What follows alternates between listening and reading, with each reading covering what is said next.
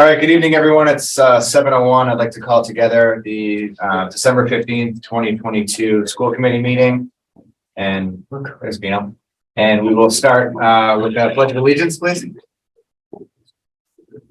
I pledge allegiance to the flag of the United States of America and to the republic for which it stands, one nation, under God, indivisible, with liberty and justice for all. Great, thank you very much. So this evening we have a consent agenda posted. We also have the minutes from our December 1st, 2022 meeting, as well as the oath to bills and payroll. Accept the motion to accept those. I move to accept it. Motion made by Ms. Gold. Second.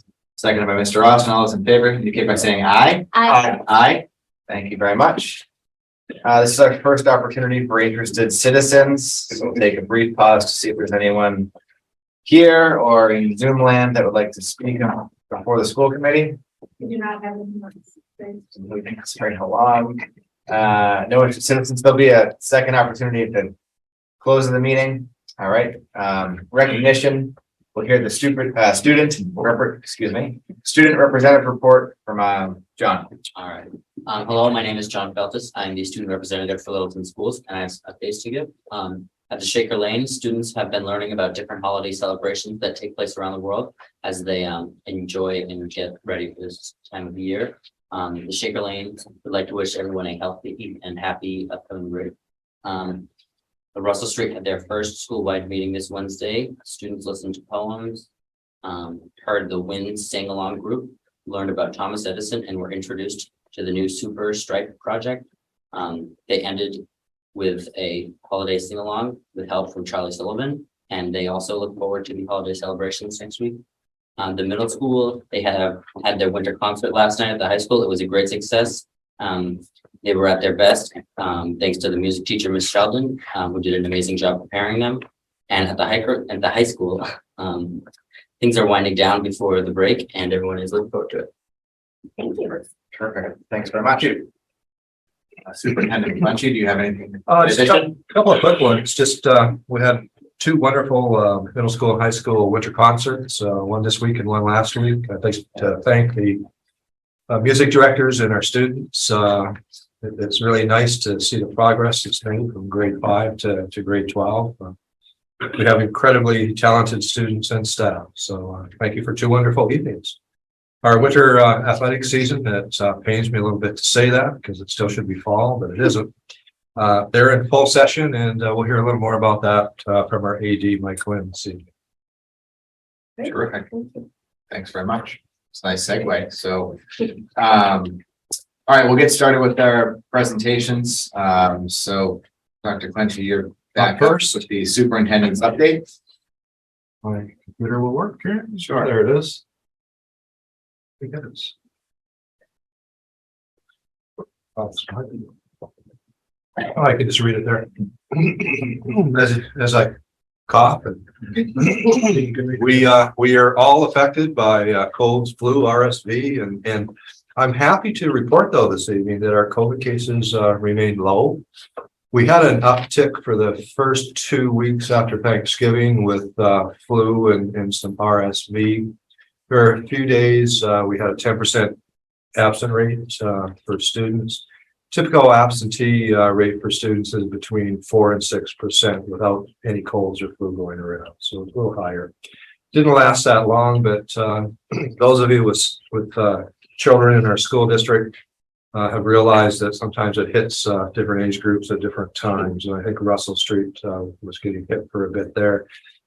Shaker Lane is not as bad, but it's still evident. And our high school is a little better. Middle school is kind of in between. So just as a reminder, everybody, as we enter the holiday break and we're traveling and spending a lot of time with family and friends, please be cautious if you're sick when you come back. Stay home, and it wouldn't hurt to do a COVID test before our kids come back to school if you would like to. I mean, there are tons of COVID tests around. If you run out and you need any, just give us a call and we'll make sure that you have a COVID test.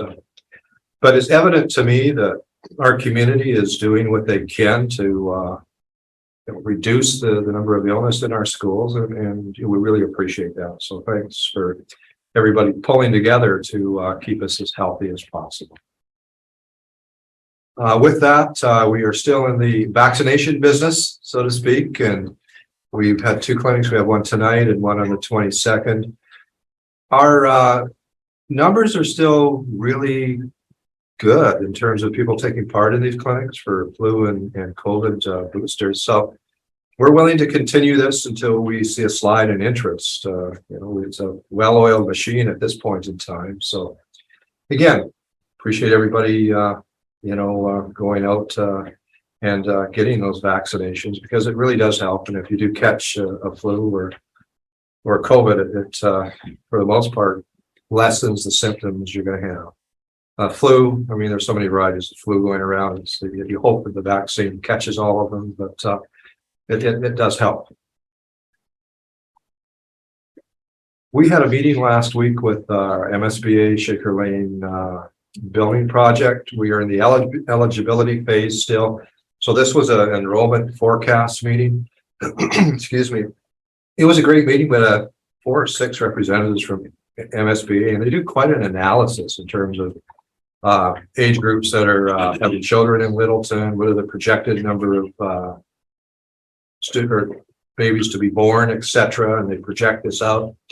And I'm really happy to report that the enrollment projections that we did in our district, they accepted them.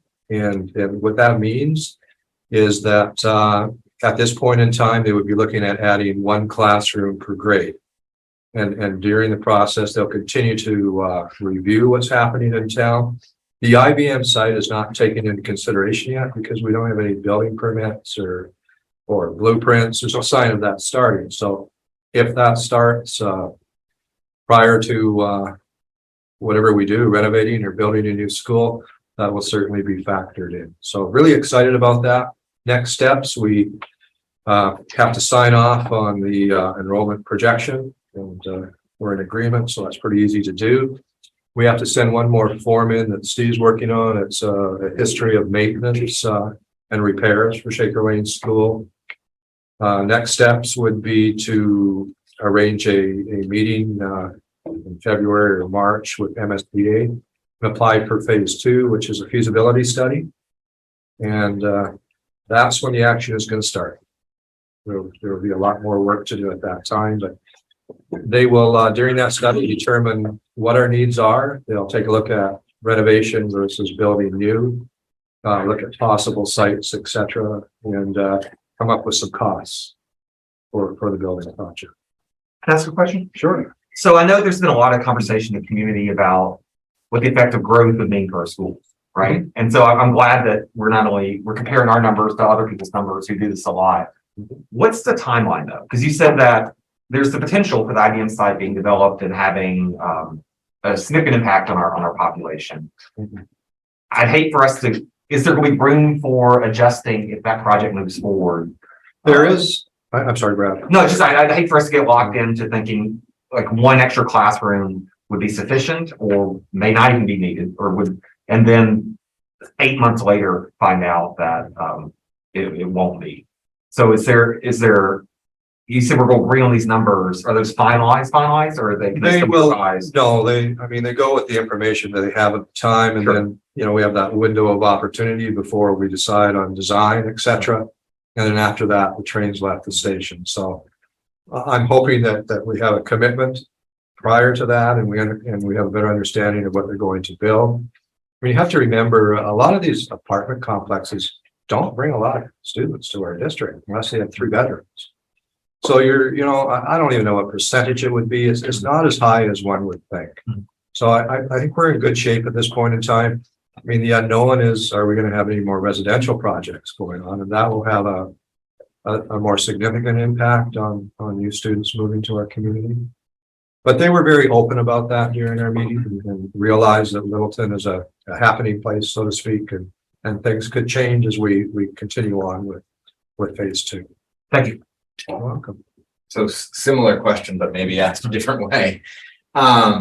Adding an additional classroom was the projection. I guess my question is, over what time period do we think that's going to become necessary? And then I did some quick math. Does that mean that we think the district's gonna grow by somewhere between 12 and 18% over this time period that you've identified? Well, it's hard to say. I mean, if you're looking at one classroom, that's 23 students a classroom. So, I mean, you're looking at, close to Times 100 every students. class, you know, right? 100 Yeah. students or so. And then that will carry over if that happens into Russell Street, we'd have to add another class per grade there. But what I found when communities grow, it's very hard to determine what age groups are going to be moving into our community. I mean, we get surprises all the time. I remember one year we had 8 or 9 students move into grade 4. And, you know, we don't know why, it just happened. People that move to our community have a number of children that age group. So it's not a linear growth that you would think. People don't necessarily move to our community when they have children that aren't school age. Mhm. So it's really hard to predict. The good thing is they realize that and they're not closed-minded at all. And I think that was really important for me to hear when we met with them. That makes sense. So I guess my follow-up question would be, what was sort of the rationale behind the projected growth? I mean, did you just look at the trend that we've been experiencing, or did you look at potential projects within the town that are coming in, or how did we come to that conclusion? Well, I looked at growth trends and building permits and what we've seen with 40B complexes in town and beyond. When I came up with my projections, they did a far more clinical approach. See if I can find it in here. Kelly, I'm sorry. Mhm. What's the window? Is it over the next 5 years, 10 years, 15 years that you're saying that we may need or will need the extra classroom? Well, Or projecting that we might? if we're on target, we would anticipate that the school is either renovated or we have a new school within a 6-year window. So that it would be a 6-year projection at this point in time. So I look at the number of female population or numbers for female population divided into age brackets and groups, and look at potential birth rates in that group. Right now in Littleton, the highest, I call it birth rate, they call it fertility rate. I'd rather use birth rate, is 30 to 34 years old, 19.87%. So they do a pretty good statistical analysis. And then they went into 5-year average grade to grade survival ratios, which means what's your transition rate in terms of people moving in and out of the district. And the good thing when we look at the ratios, they're always over 1, which means it's indicating growth. Okay. If they were under 1, they would probably be a little more close in terms of what our population would do over time. I mean, it's natural for communities to decrease the number of students they have in their district over time, unless there's something that's encouraging development. And if you've ever lived in an urban center, one of the things that I've experienced when I was in an urban district is redistricting. And what happens is your schools are built in communities when the houses are first built, and then 20, 25 years later, you see a slide in a number of children in that particular community. So they don't build new schools, they just find a new subdivision somewhere else, and they bus all those kids into that other school. So the trend in Massachusetts certainly isn't different from the fact that if you don't have something going on in terms of growth, your student population will eventually continue to go down. Right. Thank you. That's helpful. We asked the question because number one, we want to make sure we get the size of the building correct. And number two, it's not by any means to prevent growth in town. I think growth's an indication that we're doing a lot of things well within the district and within the town. So those are positive. And they project Stacy out might have her to hand up too. 2033. So you know, as well. 2033. That's okay. And Stacy was at the meeting with me, so was Michelle and Steve. So do any of you have anything to add? Or- Stacy, did you have a quick comment? Yeah, so I just wanted to, I'm not sure if Kelly had already gone over some of the numbers. So they had estimated that for the additional classrooms, like for the entire district, there was an additional 200 students by 2033, and that's not including the almost 1,000 units that are going to be coming into town within the next 5 to 10 years. So that's like a 20% growth over the past 2 years, or over the past 20 years.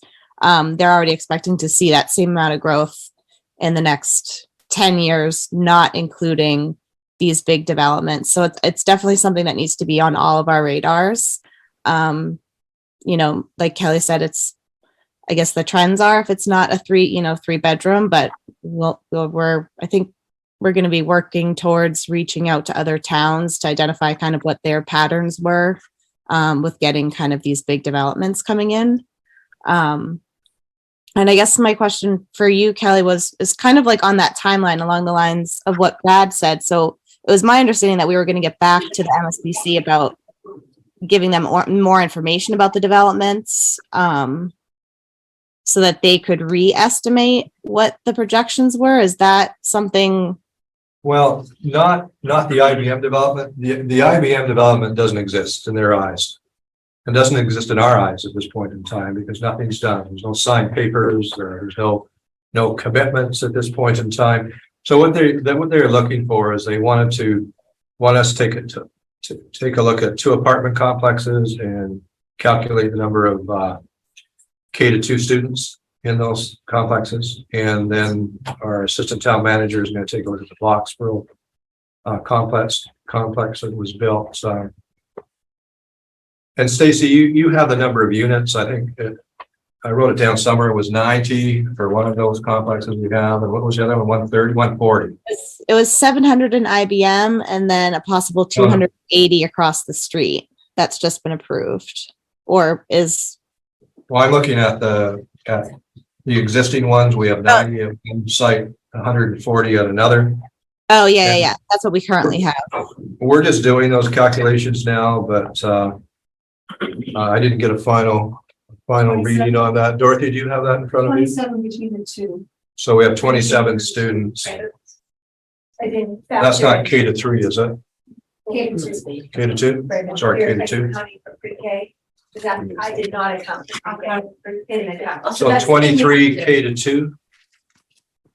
27 K-2. Okay, so 27 K-2.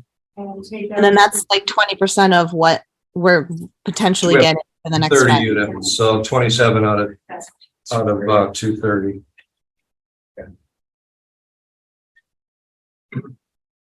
So that could be a potential.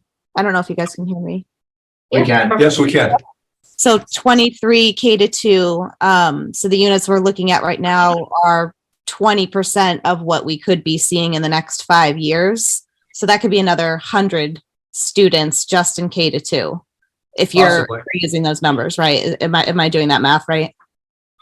Yes, you are. And again, if that site happens as the conversation has been going, that's possible. But at this point in time, the developer is going to look at trends and is going to determine what they need to do to make sure those occupants or those apartments or condos or townhouses, whatever they're going to build, are going to have a good chance of being occupied.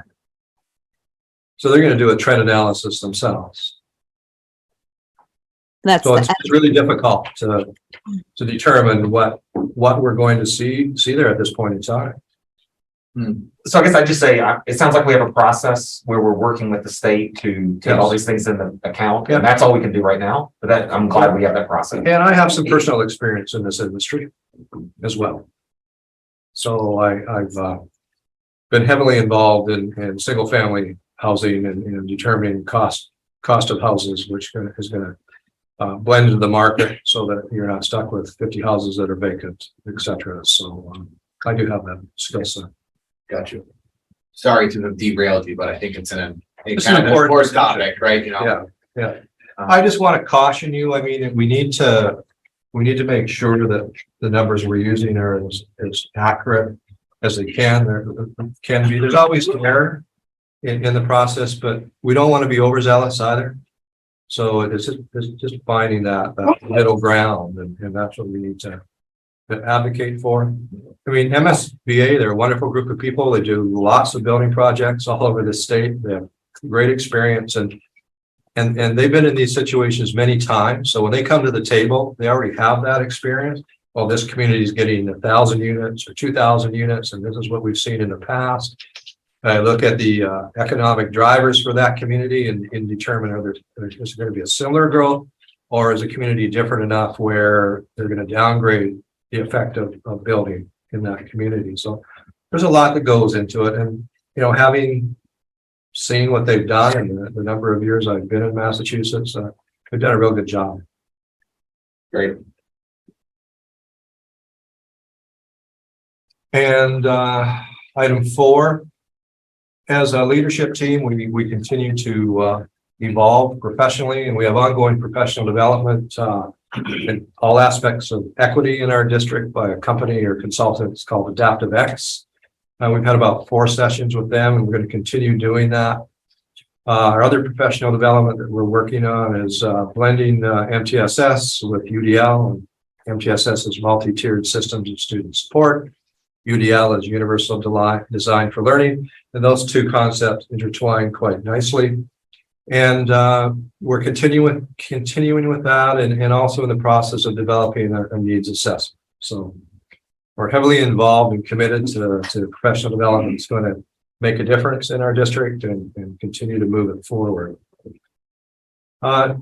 It's time, I can't believe it's time to do this, but I haven't been reappointed as to the case board of directors since 2011. So Desi would like an updated motion for that. From the school committee. Yes, please. Now we want to make a motion. Yes, it's just a formality on the books so that they don't like going back 11 years.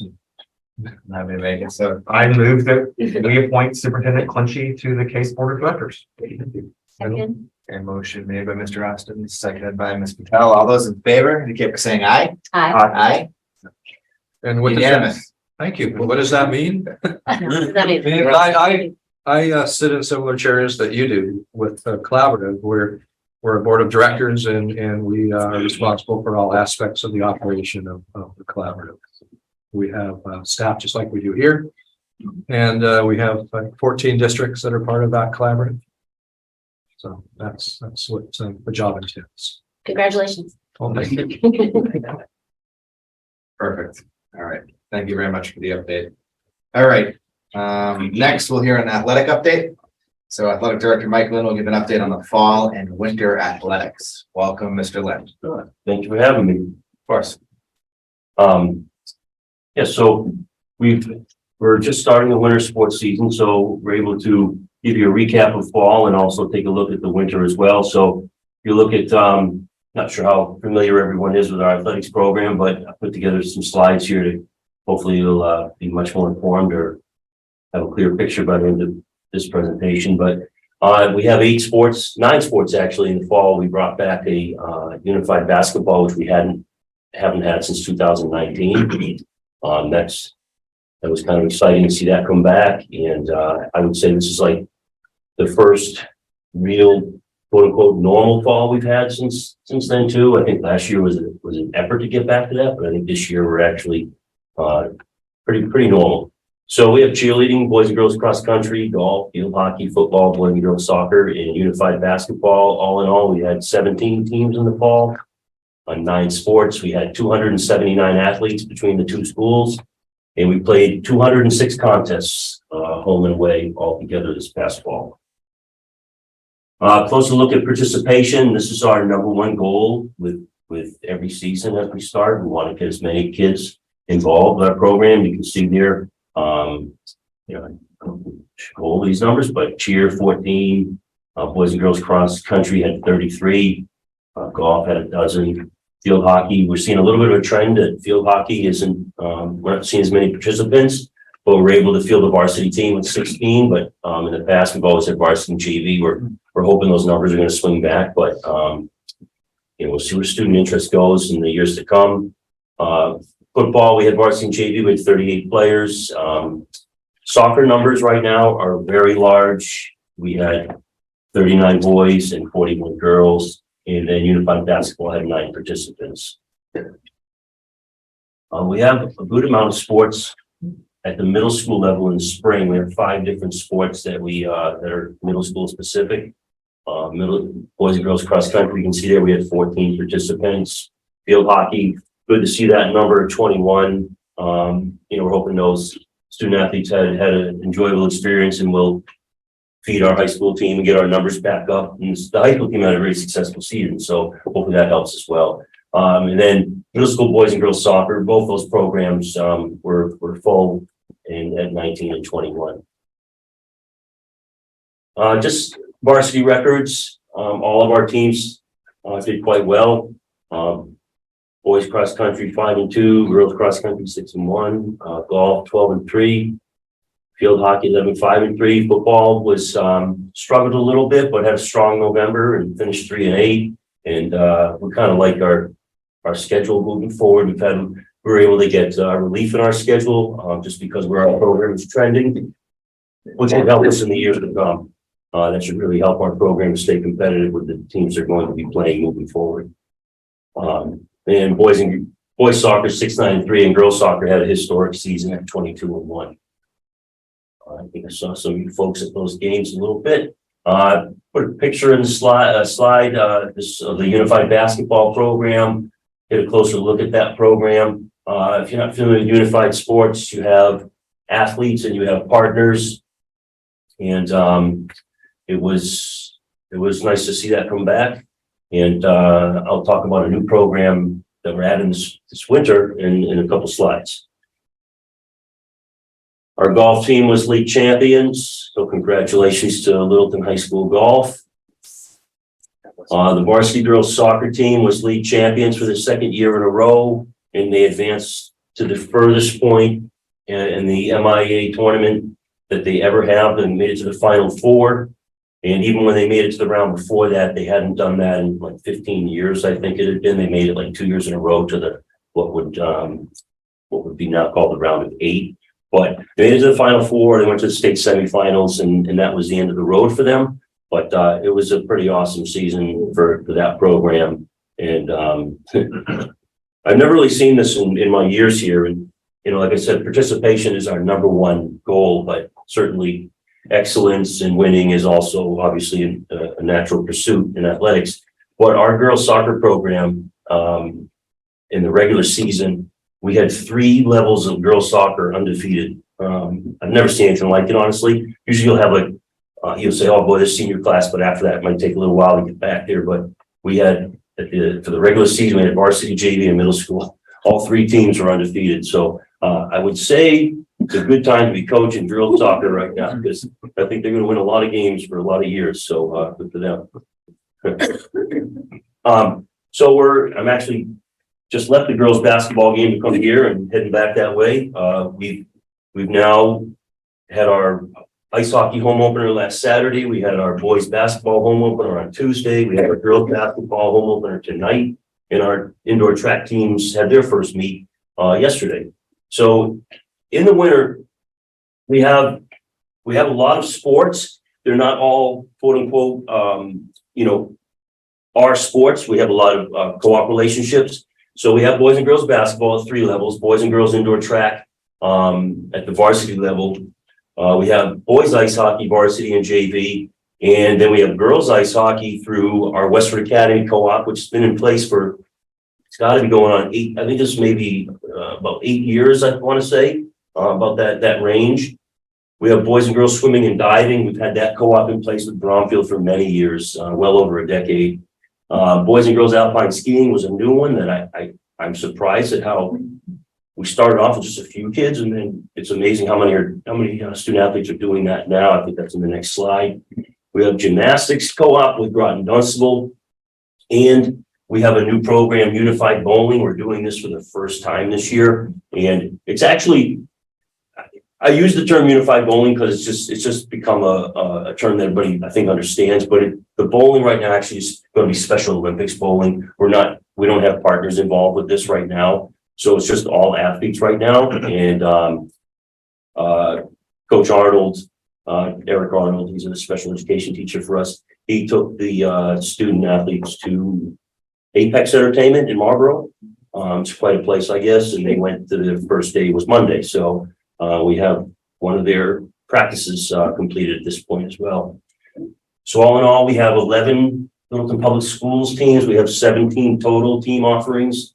We have 212 student athletes involved with our programs in the winter right now. I take a closer look at participation, just so you know where the students fall as far as where their interest levels are.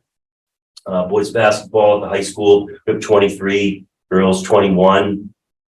Indoor track is, I think we started about 12 years ago, and I honestly thought there'd be like, I remember presenting to school committee and saying, I think this is going to be about 25 to 30 kids a year doing this. And well, I projected wrong because we have 74 student athletes. So it's literally like one in every 6.3 students at Littleton High School are on the indoor track team. So it's a very popular program. It's a little overwhelming daily when we practice because there's kids in the hallways doing hurdles and in the parking lot and in the weight room. In the main gym, we block off time for them. The auxiliary gym, so they're all over the place, but we make it work. Excuse me. Ice hockey, strong numbers there, 37. You should know that 22 of those students are Littleton students, 11 are Bromfield and 4 from Parker. We added Parker a couple of years ago. But that program's off to a 2-0 start, so congratulations to them. Girls ice hockey, we have five girls over at Westford Academy. Swimming and diving, we have 8 student athletes over at Bromfield. That's 2 boys and 6 girls. We have 11 student athletes doing the ski program. That's 6 boys and 5 girls, and we have 4 girls doing gymnastics, and unified bowling right now is 6. Thank you, Steve.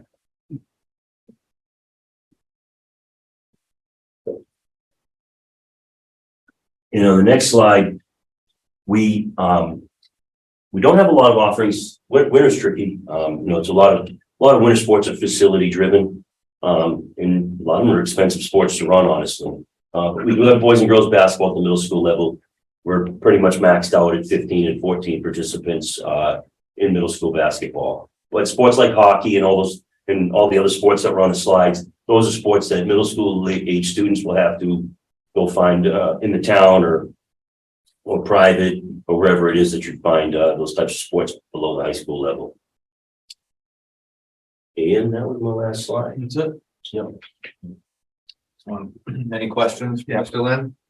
Mike, thank you so much for that. I really appreciate all we do for our students and love seeing them succeed, but also just seeing them all get the chance to participate. Yep. On behalf of CPAC and my role with them, I just want to thank you again for the unified teams. Yep. Heard such great response from families about the bowling opportunities and the basketball, just the real joy of seeing the kids participate and be part of the team has been really important to a lot of people. I'm thrilled we can do that. I did have some questions. Someone had asked something. I've forgotten if they've asked. They may have approached you or may not about any other opportunities. Is there a track opportunity for Unified or anything else like that? Yes. So Eric Arnold's not here, but Eric is a guy who has an interesting path to where he is now. He was a teacher way back in the early days when I was at Littleton. It has to be like 15 years ago. He was a social studies teacher. Then he became assistant principal, then he became a principal, and then he decided he wanted to finish his career back teaching special education, which he did before he taught social studies. So he's back. He's a great friend of mine, and he's an amazing educator. And he coached the basketball team, and he's coaching the bowling team.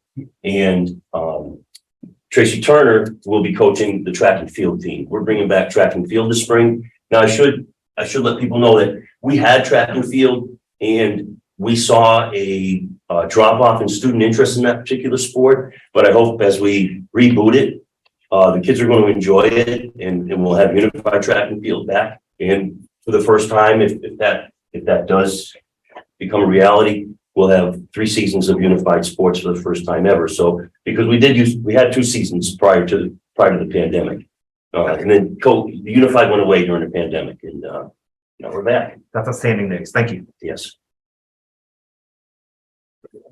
It's great stuff. Thank you. Thank you. Such a wide variety of opportunities for the Yeah. kids. It's awesome. For a small, I'll tell you, for a small school district, we're a small school district, but as far as athletics offerings, we're comparable to a large school district. Like we do a lot. So. I guess I have one more question. How would you rate John as a runner? I don't think that's a fair. Let's come down out of the tape. Okay, never mind. That's all right. Mike, I'll say, I think you do a great job. I enjoyed going to a lot of the fall games. I think there's a tremendous amount of community energy that takes place. Parents are talking, kids are interacting. It's a safe environment.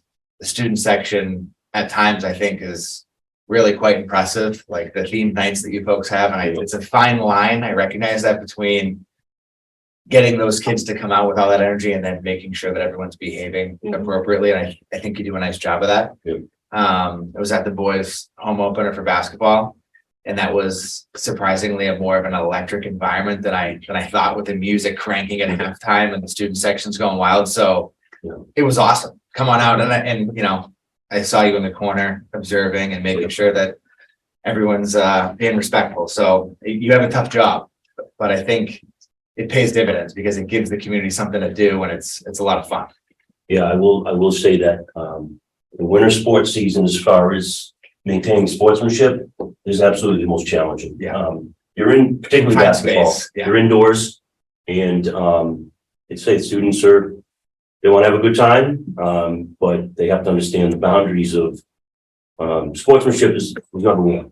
We care about sportsmanship above winning and losing. It's the number one goal of every contest we play, and it can be stressful and frustrating when you don't get the level of sportsmanship you're looking for. You want the energy, you want the crowd because their peers are out there playing. You want to see that support, but it definitely is a constant. Well, for instance, I'm here right now, and Julie Elmore is at the gym right now, making sure that there's no issues right now. So It's not an easy job, but I think you guys are doing it well. I So that's appreciate that. Thank you. Thank you. Mike, you're an incredible AD. I mean, I've worked with a number of ADs in my career, and you just do an incredible job. And it's certainly not an easy job. The organizational skills that you need to pull off what you do is just incredible. So thank you so much for what you do. Thank you. The offerings that we have in a district of a high school of less than 500 students are no different than a high school of 2,000 students.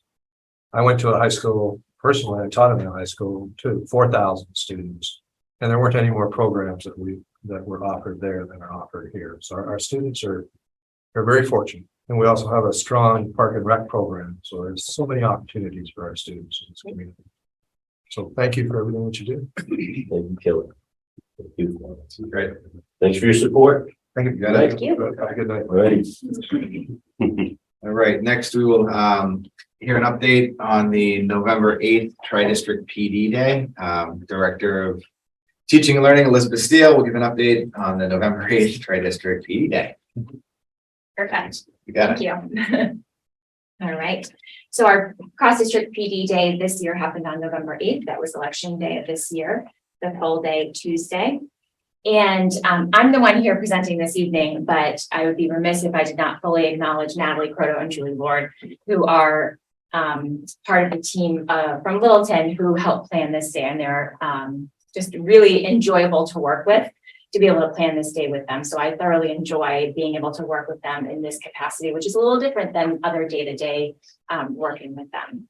They were not able to be here tonight, so I hope I can do them justice with explaining the day. So this was our 6th cross-district PD day. After 2 years of being virtual, we were able to come back together and be in person.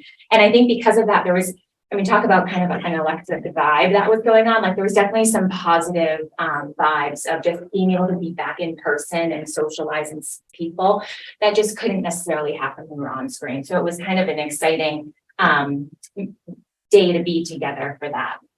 So you can see we have 3 districts that participate in this day: Air, Shirley, Harvard, and Littleton. And we had about 400 educators join us this year. You can see the title and the theme on our flyer that's on the right there. So our title of the day was Disrupt the Status Quo, Ensure Learning for All Students. And the theme is actually a continuation of what we have done last year and a little bit in previous years. And so it included equity, UDL, social emotional learning, trauma-informed instruction, as well as innovation. And so I want to give a big shout out to Paul Orzek. He is our library media specialist at the high school. And he has created our flyer this year and in the past years. And what I love about it is that I end up emailing Paul and saying, hey, could you do this for us again? Here's the title and here are the themes. And then he just takes that and runs with it. And it's just really fun to kind of see what he creates for a flyer because it's his interpretation, right? So it's also nice for us on the planning committee to say, oh yeah, like this is, he's able to kind of take our idea of title and theme and put it into something that we were kind of thinking and going forward with. So we thank him immensely for yet again creating the flyer. You can see on the flyer and on the left side, right before we switch slides, the hashtag Lash Learns. So Lash being Littleton, Air, Shirley, Harvard, the combination of our districts together.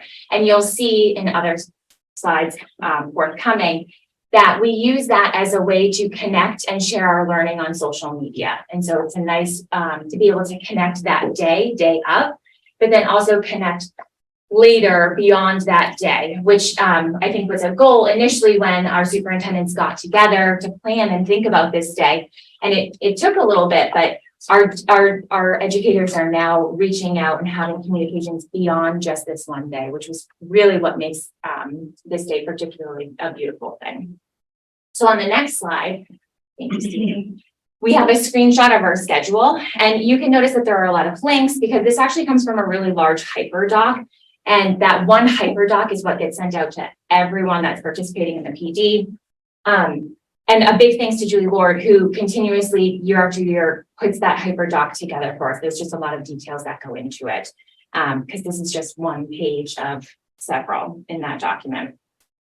So with regards to the schedule being back in person, we knew that we wanted to go back to having educator led workshops just because, and we talked about this before here, right? Having another teacher or educator share their knowledge and experience can be a really powerful learning experience for everyone. And so you'll see we were able to build in 2 educator led workshops throughout the morning. You'll also see in the afternoon grade level and department time, and it was really collaborative. A lot of that time is unstructured to be able to have them share from discussions and what they learned in the morning, but then also time for them to discuss day to day what's going on for them, what's happening, and being able to kind of share experiences and learn through that way. Before we move on, I would be remiss not to really highlight the lunch. It was absolutely phenomenal. Big shout out to our cafeteria, our food services. They did such a wonderful job of putting together really a high class lunch for 400. It's not easy, 400 people, and that was in 2 shifts. And so we had half of everyone have lunch and then the other half. And it was just, they did such a great job with it. And they put breakfast out for us. So breakfast and coffee, which was wonderful because there ended up actually being a really bad accident that morning. And so it took people some people, it took them twice the amount of time to get to Littleton than it typically would. So needless to say, 2nd, 3rd, and potentially 4th cups of coffee were had that morning. So we really appreciated the support from the cafeteria staff. And then lunch, they had set up stations, and hopefully everyone's had dinner so you won't get too hungry, me describing, but there were appetizers, there were cheese trays, there was soup station, a salad bar, a chicken, cranberry stuffing station, and then to top it off, there was apple crisp for dessert made with home local apples from a local orchard. It was just really, really well done. Our cafeteria staff received many compliments, and so just one more thank you to them on that. On the next slide, you'll see our keynote. So we started our day off after having our cups of coffee with a keynote from Ken Williams. So Ken is a nationally recognized trainer, speaker, coach, and consultant in leadership and school culture. He's been a practitioner for nearly 3 decades, and he led the improvement efforts of 2 schools by leveraging the professional learning communities at work process. He's known for his powerful and engaging combinations of heart, humor, and hammer. And he's an expert at helping schools build capacity in the collective commitments required of learning for all cultures. And so you can see his book on the top left there with the yellow background, Ruthless Equity. And so a lot of what he spoke about, he has written in that book. And you'll see also on the slide here, some tweets from our staff members. Again, you'll notice the hashtag #LashLearns as a way to be able to share our learning. So you can go on to Twitter, type in hashtag #LashLearns, and all anything that anyone shared that day, right, will come up. And so it's kind of a nice way to put it out there day of, but then also kind of memorialize our learning from that day. On the next slide, after our keynote, we went into our first workshop, and this was part of our educator-led workshops. And so you can see we had 16 options of workshops during our first session. It was a wide range of offerings, from a breakout with the keynote to discussing classroom management system to co-teaching to robot coding. So options for people to attend to. And these were offered by educators from all 3 districts. So again, it's really a nice way for our educators and the educators of fellow districts to share their expertise in a particular area, but then also for others to become inspired by someone else's expertise and passion. Workshop 1 was followed immediately up by workshop 2, which again, educator-led. You'll see there were 16 workshops also offered during the second workshop session, varied options. And you'll see the pictures from tweets on this slide as well as the previous slide, again, with the hashtag #LashLearns, so we can share that out. It was a way for us to share our learning that day, and to connect with each other that day, and then be able to go back to it as well. So during this day, we like to also incorporate some fun. And so thanks, Steve. On our next slide, you can see how we were able to build in and incorporate in a bit of fun into our learning. And so we had a green screen, which was fun to have, something we couldn't have virtual. So we had a green screen up and student volunteers who were incredibly helpful throughout the day, taking pictures of any staff members that walked by and wanted to have a green screen picture taken. And then we also had bingo happening. We've done that for a couple of years now, and we just kind of make sure the bingo spaces align with what's happening throughout the day. So for example, it could be connecting with someone from another district, sharing your learning on social media, anything of that sort could have been allowed them to gain that dot. And then of course we had a variety of bingo prizes awaiting for those that were able to achieve that. And then at the end of the day, we always like to collect feedback because we want this day to be reflective of adjustments that people are looking for and asking for. And so you can see our feedback survey has a variety of questions, but one of the questions, right, we put the graph right up there for you. Overall, how would you rate the day? So 88.8% rated as being good or above, right? Very good or excellent. So we're glad that so many people enjoyed the day and find it to be a good, beneficial PD day. The gold colored has feedback on a variety of the workshop sessions. And so that, can't wait to implement the strategies, can't believe that learned so much in a short amount of time, giving people great ideas of how to use technology and programming for students. So really helpful workshop feedback, especially for the educators that were able to offer those sessions. And then we also ask for overall feedback of the day in general. And it can always be varied, right? When you have so many 400 educators giving us feedback, we have some that said the speaker was amazing and engaging, and others that said, that speaker didn't really speak to me. So it can really vary from the feedback that we receive. And then one of the areas that we really like to consider are kind of what are our challenges for moving forward and what are things that we want to consider for when we plan this in the future. And so you'll see a few items that are listed here. And again, some people want more grade level time and less workshop time, and then other people want the exact opposite, right? I think from the school start times, we also saw that, right? A common theme when we ask for feedback, because there's just no two individuals are alike. And so, but it's good to get that information, and we're able to kind of see overall what people are looking for. And so we've adjusted that. This year we gave a lot of collaborative time and less workshop time. And maybe we went a little too heavy on that. So maybe we need to kind of recalibrate that for next year. And so just other like logistics, not funny, but just being back in person, we had to really think about, bathroom use, signage, parking, right? It was as packed as it could be for the parking situation. So some people had to walk a little bit to get to the building, right? So just some of the other logistical things that we kind of want to just rethink and reconsider as to how we can make it better, such as encouraging more carpooling or other items like that. So we appreciate the feedback that we received from those that gave it to us. And so lastly, I just want to think this day is not possible without the support of you all, of the community, allowing us to make sure this day happens. To our custodial and maintenance staff, I cannot thank them enough. They were there from very early, actually late the day before to very early day of, and then again later that day, just supporting us in the prep work and the cleaning up. Cafeteria staff, again, did a phenomenal job. Our tech team was there all day supporting anyone that needed the support, because we had teachers from out of district or educators from out of district coming in and using our technology. And so being able to get them set up to be able to do their presentation pretty quickly. And then also to our student volunteers, we had about 10 to 12 student volunteers who were there with us all day, providing directions to any educators that needed directions, taking pictures from our green screen. So they were a great help to have there. They also really liked the lunch. We'll point that out. They were pleased with that. And then lastly, just thank you to the planning committee and Dr. Funchy, to Adam Renda and Linda White, who are all of our superintendents who came together and created this for us to be able to do. Terrific. Thanks very much. Questions from the committee? No questions. That's super impressive. I mean, to pull all that together with 3, regional schools and so many grade levels. This was K through 12? Yes, Pre-K. pre-K. Pre-K through 12. I mean, 32 workshops. That's mind blowing. Like to just get the speaker or the facilitators and the topics, and that's a lot of logistics and a lot of creativity. So really well done. Thank you Very very much. impressive. Thank you.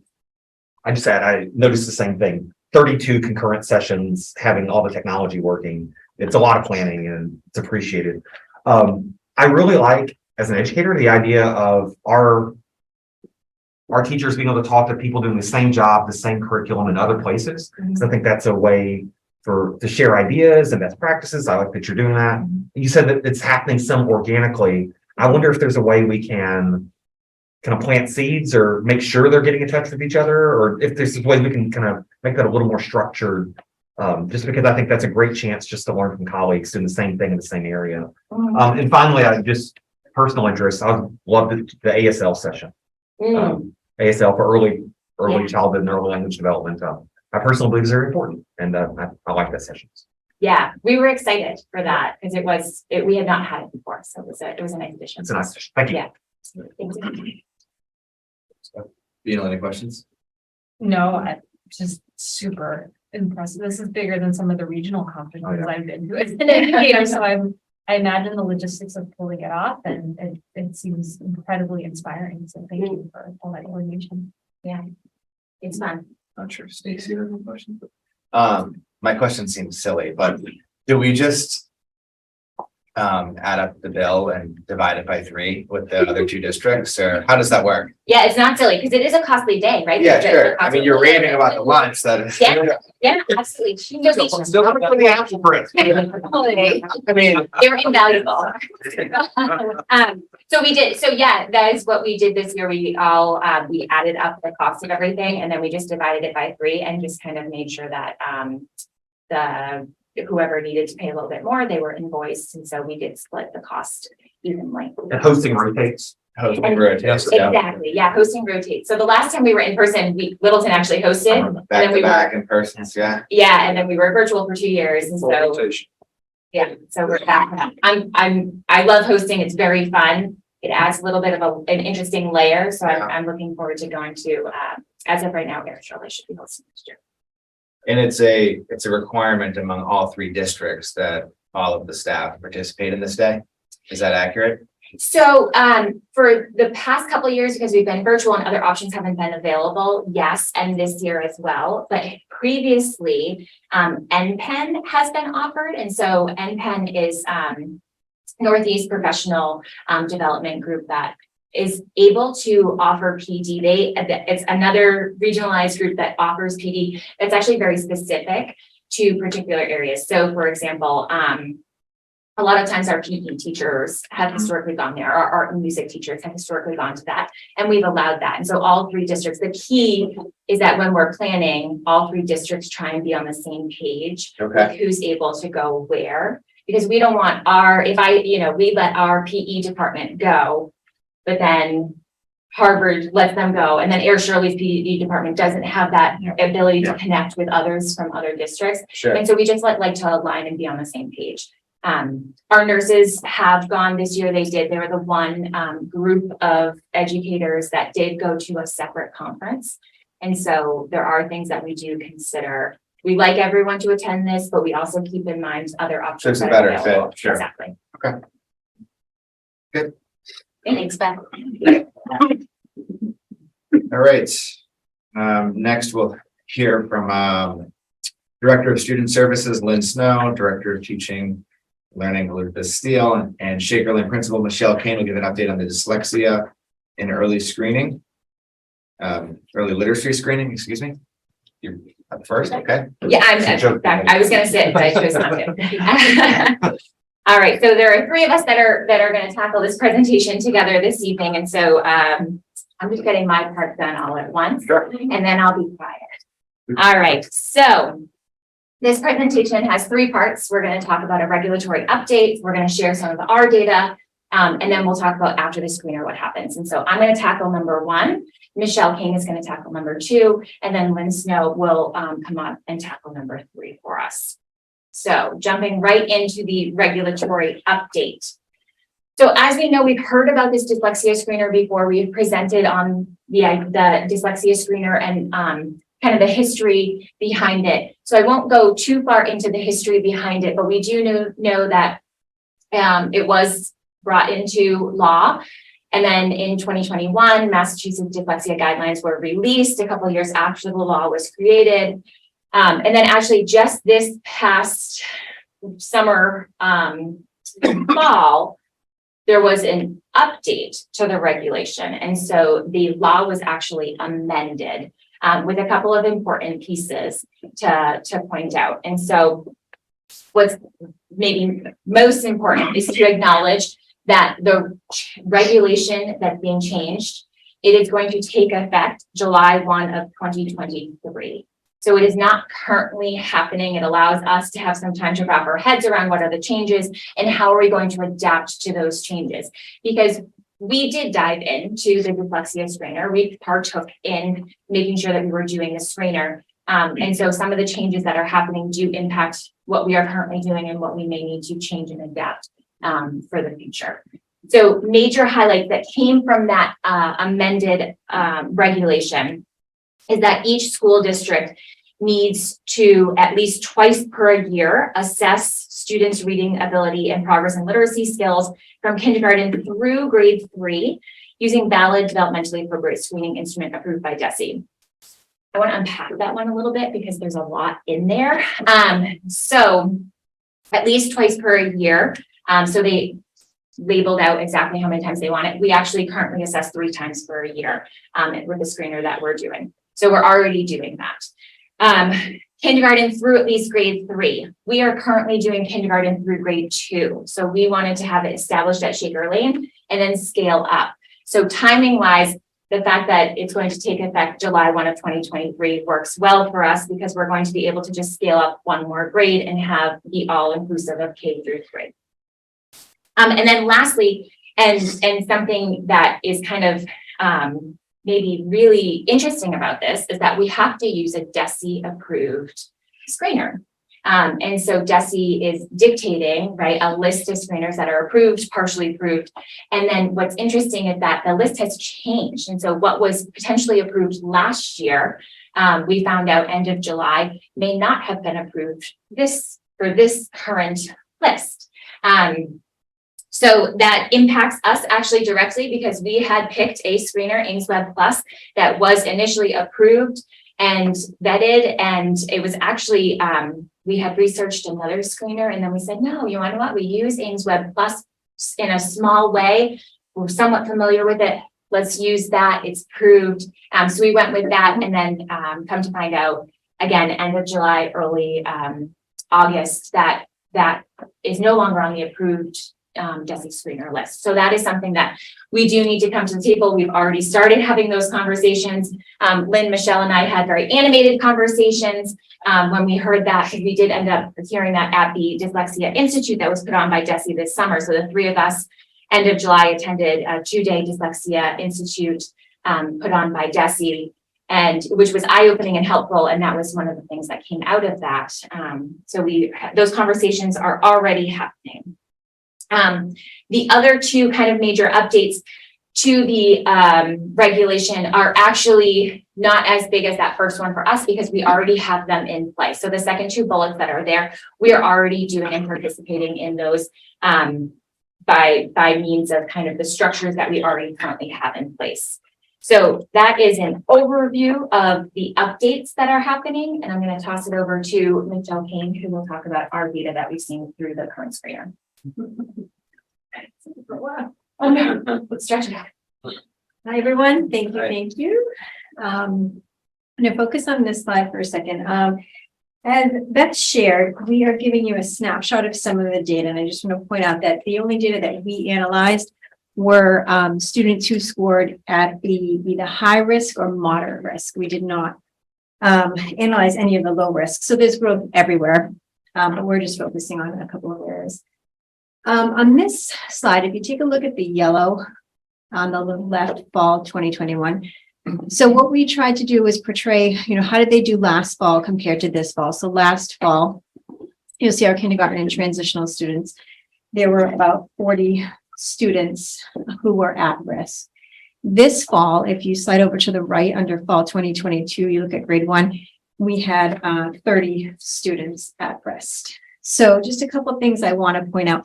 It's on the next slide, but I'm just going to leave us here right now, and then you can look at the next slide if you want to go back for that information. But in the yellow, you'll notice an overall decrease in an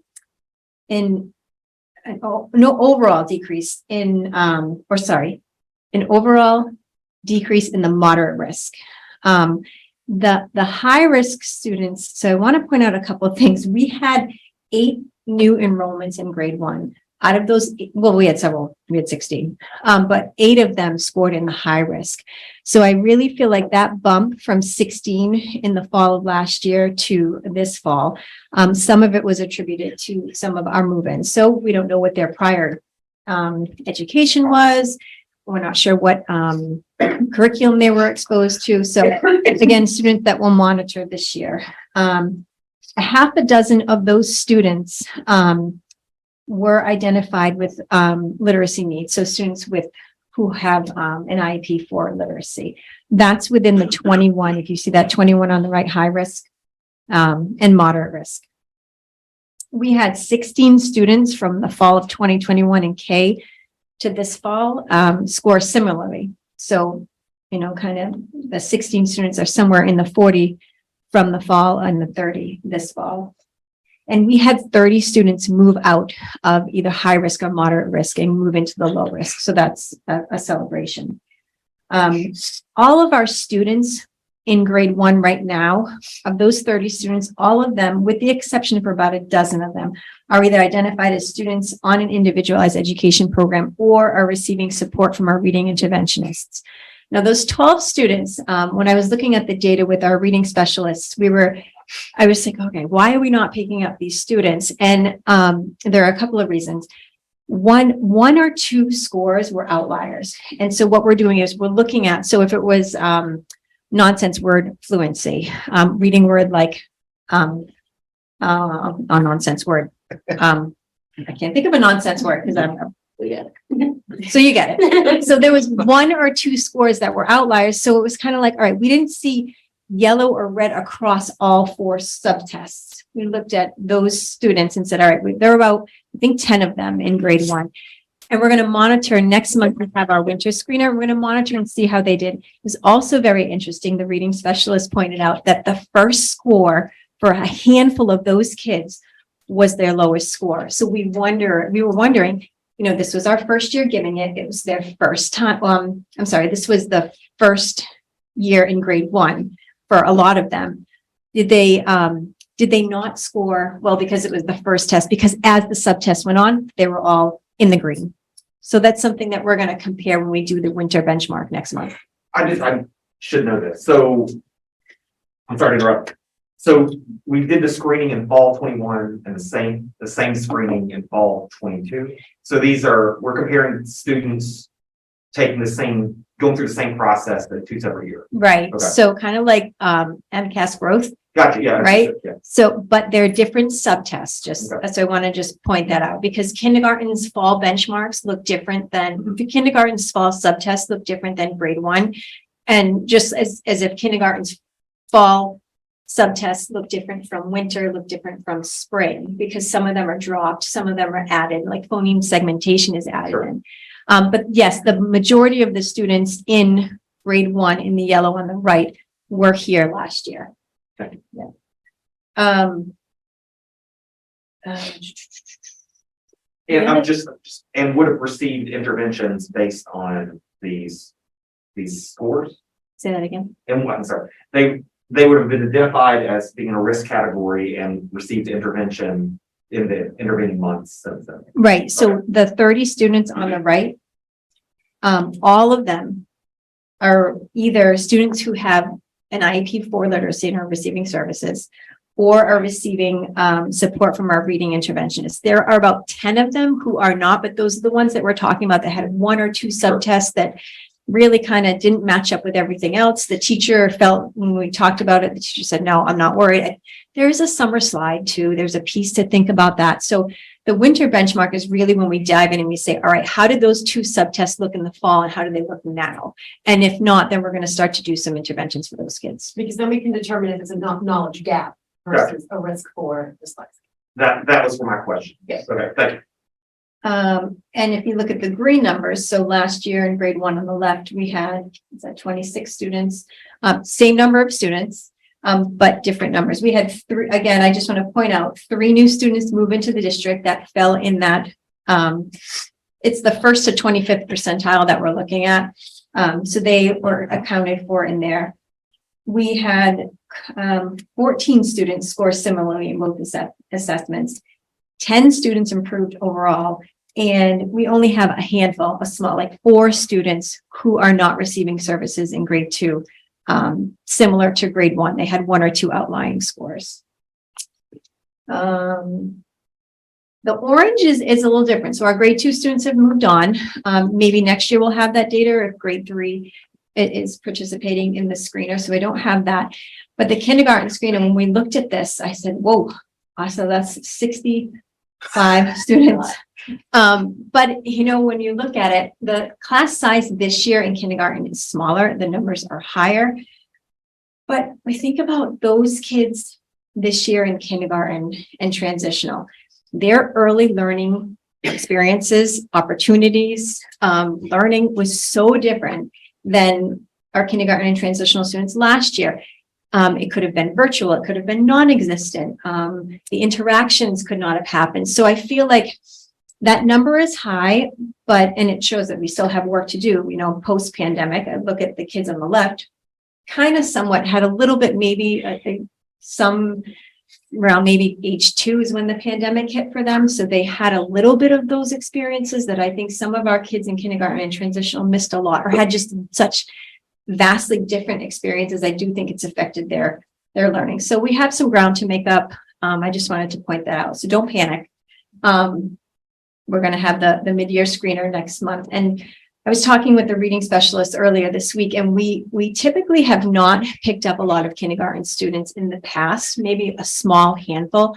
I think we're really going to target some of our instruction based on the winter benchmark in kindergarten to make sure that we're making up the ground that we need to, so we're not seeing them fall further and further behind next year. Next year. I think that is it. Any questions on any of this data? You know, So the children who score at high risk or moderate risk, their families are notified. We have not sent this data home. Okay. We have not. However, if they are receiving reading services through our reading specialist, they get that notification. Your child is identified as the student who is going to be receiving services for us. Parents have to sign off and agree to it. So in Yes, but not specifically their score. Yeah, so we don't automatically give services based on the fall benchmark, is what you're saying, because sometimes there's those outlier. Right, so results. we look at this, grade 2 also has MAP scores, so we look at the MAP growth scores as well. Teacher input, it is by the end of September is when all of this is said and done, and services start either the last week in September or first week in October. With the exception of kids that we identified at the end of last year, we were picking up right away, so there were probably about a dozen kids, maybe 15 that we picked up right away because we knew that, we just wanted to see either prior year they had a summer slide, or the teachers were like, yep, like, let's go ahead. This child was on my caseload last year. We just want to make sure we're bumping them earlier than the kids that start late September, early October. But yes, I think to answer your question, did I answer? your Yeah, question? so if there's 65, right, from the fall, if there's 60 in the winter, would they be notified then if it's like 2?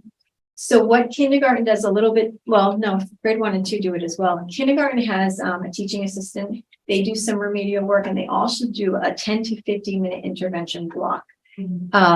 With some of the kids, we call it like our win block. Every grade level has it. So depending on what those scores look like in the winter, we will either shift towards the reading specialist, look at what type of interventions we can provide from the kindergarten teachers and teaching assistants in there. I'm more curious, I think you do and are way more knowledgeable than me in terms of what intervention they need. I'm just curious, like, if families, when they come to know, you know what I mean? Mhm. Because it sounds like there's a lot of reasons the fall test could be what they are. Mhm. Summer and gaps and outliers, or it's technology, I don't know, all the reasons. But if there's 2, and that starts to become a trend, Right. is that, or is it like a whole year? So I want to point out that this is one assessment. The Yeah, okay. teachers also do a number of assessments, letter ID, sound ID, which is Okay. part of this early literacy screener. That information is shared with parents at conferences. Okay. So while we haven't shared this specific information, I would be hard pressed to say that a teacher hasn't shared if a child is struggling at this point. in the Okay. year. That makes sense.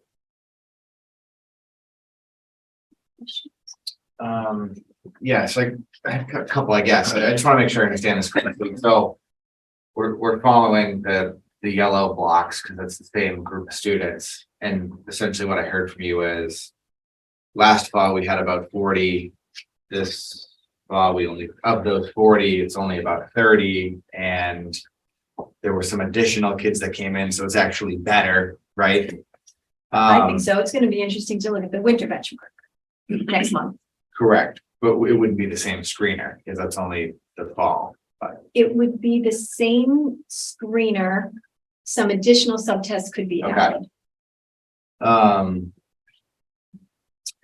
But of the 30, as you said, about 20 of them are receiving supplemental services, and at least the district has an eye on those 10 that are not. Yes, So like the classroom teacher is aware, this student may have scored low. However, we think there's reasons that we can assist this child just in the classroom or keep an extra set of eyes on him or her. correct. Okay, that's good. And late, I think we scheduled it for the last week in January. We are going to have 45-minute data meetings with the grade level teachers Okay, so that they can, the reading specialists and special ed teachers are going to give them some strategies for those kids that are, we can't pick up everyone.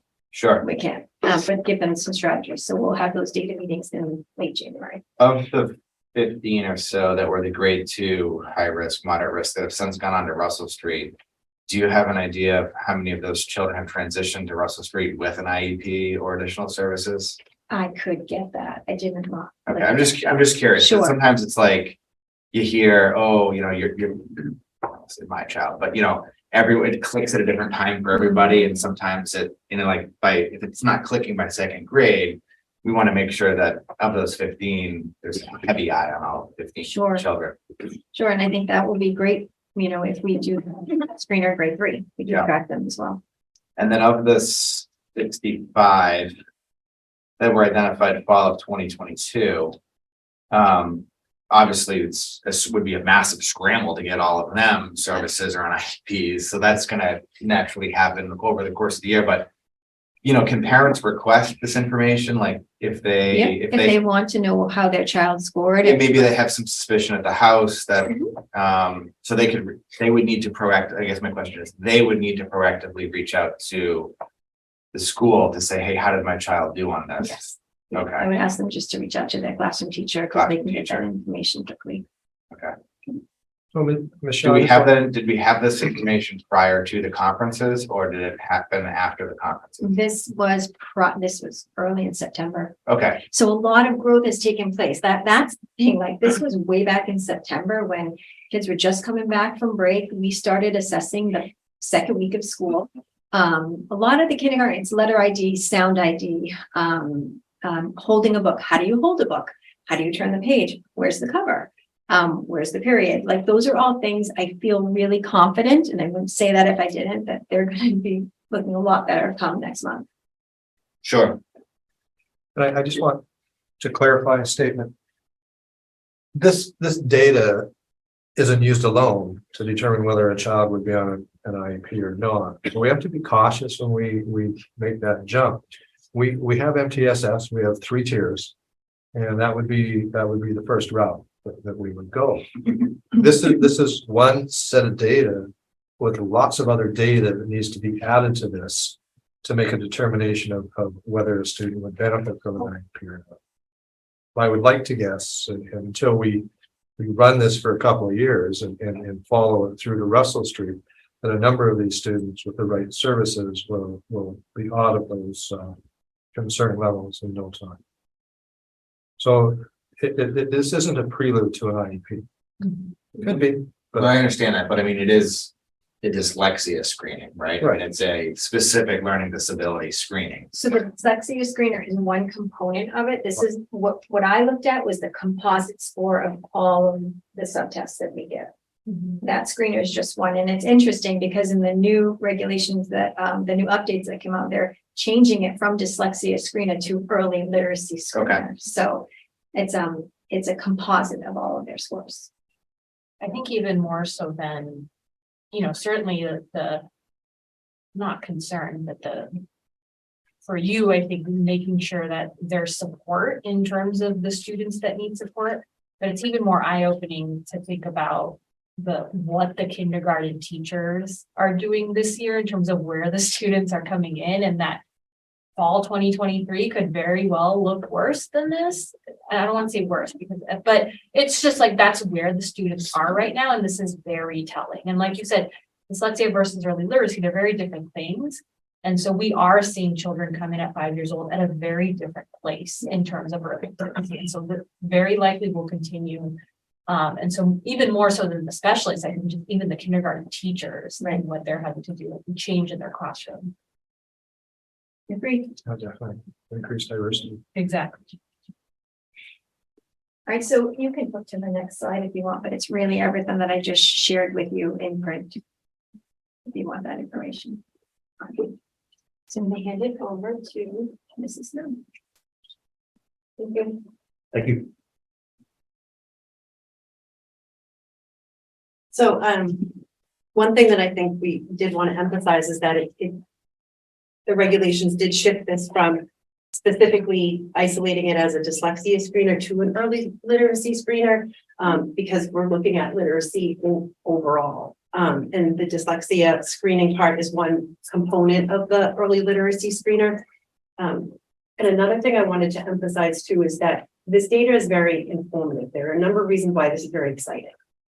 Because that big number of students that we see, in addition to these regulations coming through, these regulations didn't come through because of COVID, but helpful because students have experienced learning loss. So we have to be looking at a new baseline, but we also need to be looking at students that have come in to kindergarten, having had very different experiences and weren't walking around grocery stores, pointing at letters, pointing at, looking at being able to start doing kind of emergent sight word activities with parents and those types of things. So we really have to acknowledge that.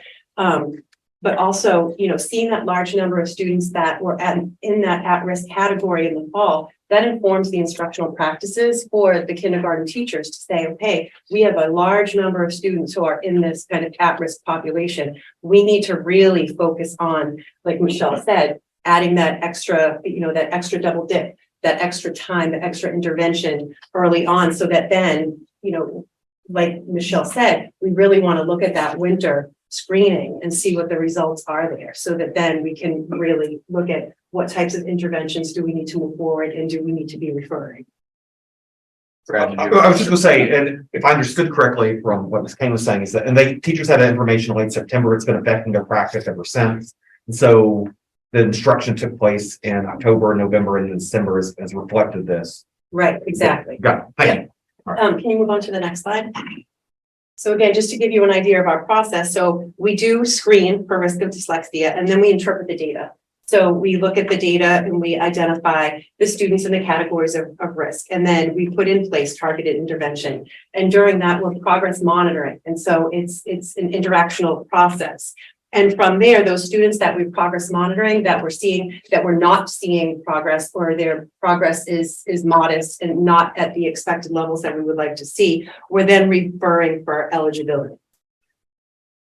Can we move on to the next slide? So as Dr. Clenchy said, when we look at a special education evaluation, we look at assessment, we provide assessments in all areas related to the suspected disability. So we're looking at their history of their educational progress. We look at their attention, participation, behaviors, communication skills, memory, social relationships with groups, peers, and adults, because we can see sometimes when we're talking about knowledge gaps, there could be students that are scoring at risk for the early literacy screener, but it could be due to another reason. And so that's why we do we need to do a comprehensive assessment. Can you move on to the next slide? So when we're determining eligibility, we need to select assessment tools, and we consider the following sources. So we look at class performance, their history, their language proficiency can also influence it as well. So if we have second language learners that are coming in through kindergarten that might be hearing two languages at home, or might be acquiring language, or English isn't their first language, those types of things are also going to influence their performance on these screeners as well. We look at their family history of dyslexia. We get input from the families. We look at their relevant developmental history, if students were receiving services through early intervention. And we look at their academic assessment, their speech and language evaluation, because they could have a communication disorder, or they could have an expressive language or receptive language. So if they're not able to kind of expressively communicate, sometimes the tests or the way we're looking at using these screeners, they're not able to demonstrate their performance because of a disability in another area, or a weakness in another area. And because it's a screener, you have to present it with fidelity in a certain way. You can't necessarily provide accommodations. And so then we assess reading. So we have a student who's referred for eligibility. They're at risk. We've caught them at the screener. They might be at high risk, progress monitoring. They're not making the expected progress. So some of the areas that we want to look at is their foundation level, their word level, and their connected text level. And so two of the big tests that we're using is the KTEA and the WIAT. And so, then when we're looking at the foundation level, we're looking at phonemic and phonological awareness, letter recognition, rapid automatic naming. So those are some of the skills that are looked at on the screener, but we're looking at them, we're going a little deeper. And so what we also will, so some of the tests we'll use when we're looking at that foundational level, we'll use what's called the CTOP. And so that's 12 subtests. And there are 9 to 10 of those subtests that assess these core phonological processing skills. We also will use in the WIAT 4, we'll look at the alphabet writing fluency subtest and the phonemic proficiency subtest. We also use the Pfeiffer assessment of reading. So that's another specific test that looks just at reading. And that helps us look at the positioning of sounds, rapid automatic naming, and phonemic awareness subtests. So if we're seeing scores in the concerning or low area, that helps inform eligibility. And then the KTEA has a phonological processing subtest. Then we do look at the word level. So we'll use the tower, which is the test of the word reading efficiency.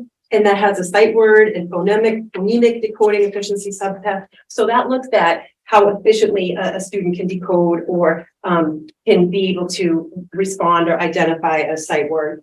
We do use the Woodcock-Johnson 4 that has a letter word identification subtest and word attack subtest. So word attack is how a student attacks kind of word segmentation or breaking a word into sounds, into either kind of, consonant blends or vowel digraphs.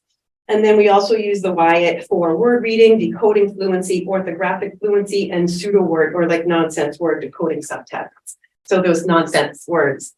And orthographic fluency, that's just a big word that helps us. It means it's the ability to visually recognize and remember written words and parts of words. So it also includes the ability to immediately recognize letter sequences and patterns to spell phonetically irregular words. So words that break the rules. We'll use the Pfeiffer to look at nonsense word decoding and isolated word reading fluency subtests. So when we're looking at connected level tests, we'll use some of the tests that we use of the Great Oral Reading Test. And so that's just a student that is reading out loud to us. And that's the 4-5. We'll look at we can use the TORC, which is the test of reading comprehension. And then the Woodcock-Johnson 4, which is an achievement test, has a reading comprehension subtest.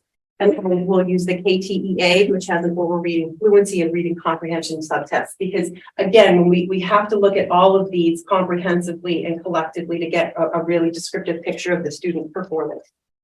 And so also the KTEA and the Wyatt 4 have their own dyslexia index scores.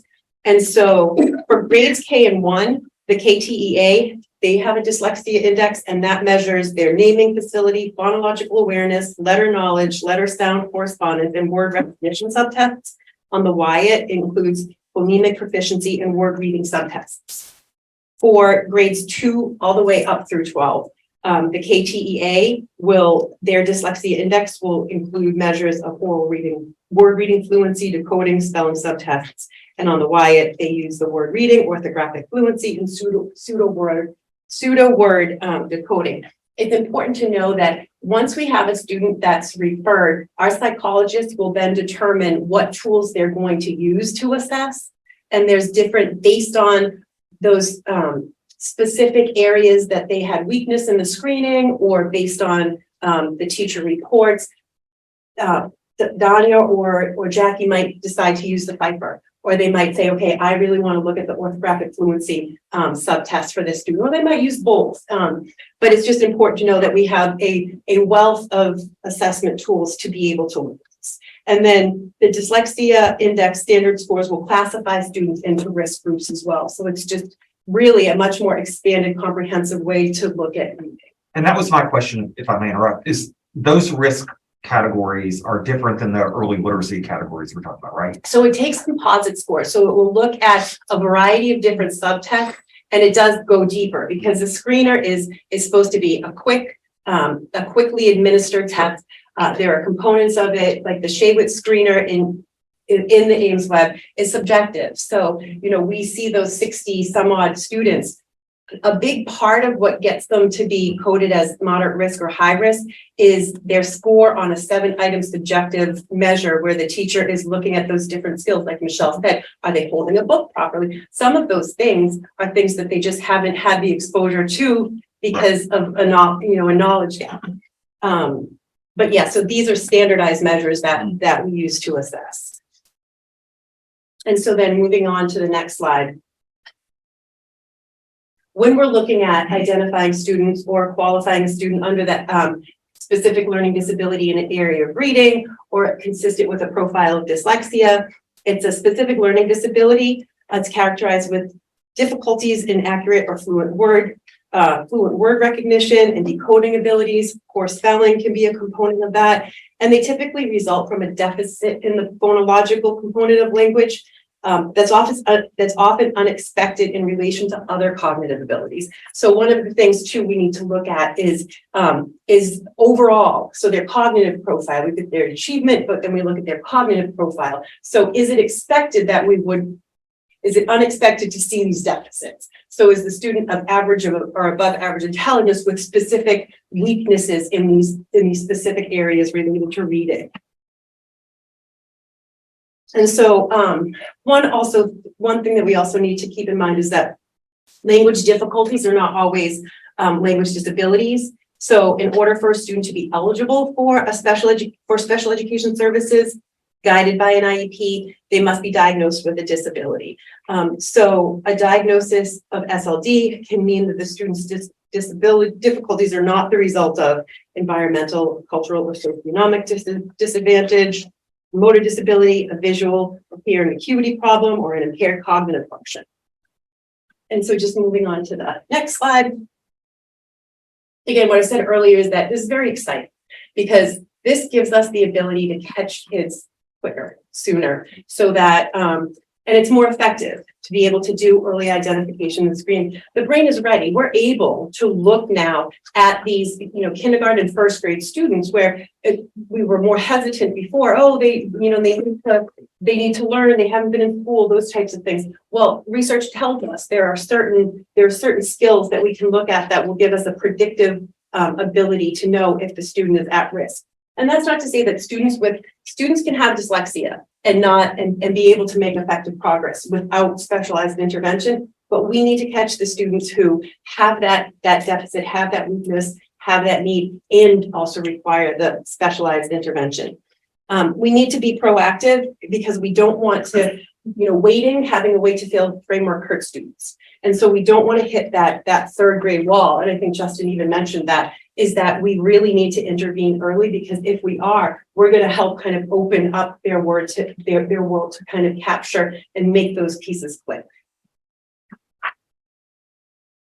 And so one thing that I really wanted to share is that Donnie Sklar and Jackie Quesnell, our two psychologists at the Shaker Lane School and at Russell Street, they did a great job kind of helping put all of the pieces together as far as all of the tools that we're using and how we're using them, so that I could share that information with you. So I want to definitely thank them for that. Questions? Yeah. Nope. Brad? I actually do have one, and I don't know if it's one you can answer. I think this committee was really excited when we first heard about this screening coming online, because the idea that we could catch these things earlier, you can use the language, it's exciting, it gives us the ability to catch these kids earlier, you could be at risk. I guess after using it for 2 years now, is the net working? Are we finding kids we probably wouldn't have found otherwise? Yes, so we talked about that. Yes. Yeah, I would say yes. There's other assessments that we use, Brad, we use PASS, which is the chronological assessment screening tool. It's interesting because the kids that we're identifying are the kids that are either coming up for student success team meetings. They're kids who parents have shared concerns. I'm concerned about my child's literacy even before they came to kindergarten. So yes, could we have done it without it? I don't know, but it's one more piece of information to help us. That's on it. So this is helping us identify kids that we could help earlier. That's great news. Yeah, and I think one of the things that is helpful is there are students that kind of fly under the radar a little bit, and it does help us kind of catch some of those kids that, because kids with a dyslexia profile are typically very, very hard workers. They're average to above average intelligence, so you might see them compensating in very different ways, and as a result, we might be missing some of those things. So requiring the dyslexia screener is such a great thing that that we have in our toolbox now.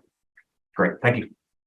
Well, I had a quick question, because I when you get, I think it was Beth, when you first started, you covered the regulatory update. So I may have missed this, you may have covered this, but am I reading this accurately that as of July of this coming year, that we would be required to notify parents? Let me find the exact wording. It was kind of like Beanle's question was. Yep, but within 30 days. Do we notify everyone? And the answer was, Yeah. So the answer was not really, but it sounds like in July, we're gonna have to start, we're so, doing it in an informal way now. okay, And so we'll have to formalize it for September, Yeah. right? Like it does happen, but it happens in a more informal in the sense that it'll come up during conferences or other means of communication. but it is something that we will have to make just more formal. Right, so parents might be being informed through a progress report or through parent conferences, but what we will be doing going forward is because not all parents are able to go to parent conferences, is making sure the information is pushed out and included on progress reports so that they're informed and are aware that they're given the opportunity for a follow-up discussion too, which I think is important factor as well. And so does everyone in that, is that what it is? It's the high risk and the moderate? Moderate risk, and or high those The risk. two categories, which you would be Mhm. required to notify Yeah. effective, I guess it would be September, but it goes Yeah. into effect in, okay. Right. I think this is really good work. I mean, I can speak from personal experience. I mean, it's a challenge, for a family that's dealing with this, and you guys said all the right things, like it's, you have a child who's struggling with dyslexia and they go to school and they work their tail off because they're compensating. And to catch it early on and give that child the assistance, it just makes school a much more enjoyable place to be because it's really, really hard without the extra help. So. Right, and I don't want it's to good not, work. I don't want to forget to mention the importance of us bringing in foundations too, which is something that, what year was that? Brought in? Oh, it's about 4 years Yeah, ago. so 4 years ago, we also brought in foundations, which is a Wilson-based, and that's a tier 1 curriculum used, extremely helpful. As well. This is dramatic. Brad, this is a partial answer to your question. About 5 years ago, I was having more parents, students in grades K1 and 2 come to see me about reading challenges and dyslexia. At that time, we were looking at a phonics program. We fast tracked it with foundations, and I don't want to jinx this, but I haven't had a parent come to see me about reading concerns for 2 years. That's just my own anecdotal experience. So it's making a difference. And Justin, you're right. We need to catch our students as soon as possible because we want all of our children to want to come to school and be excited about learning. And if they're struggling with learning, I mean, these are formative years with students that age, Right. and we have to do what we can to catch these things. I know these screening tools are going to be helpful, and foundations has made a significant difference in catching students that are struggling. So I'd also we're optimistic. I'd also like to add to that, Kelly, we brought in last year a program called Integrity, which is OG based on Well, the Fort it's- Gillingham. it focuses not on the phonics piece, but more the phonological awareness piece.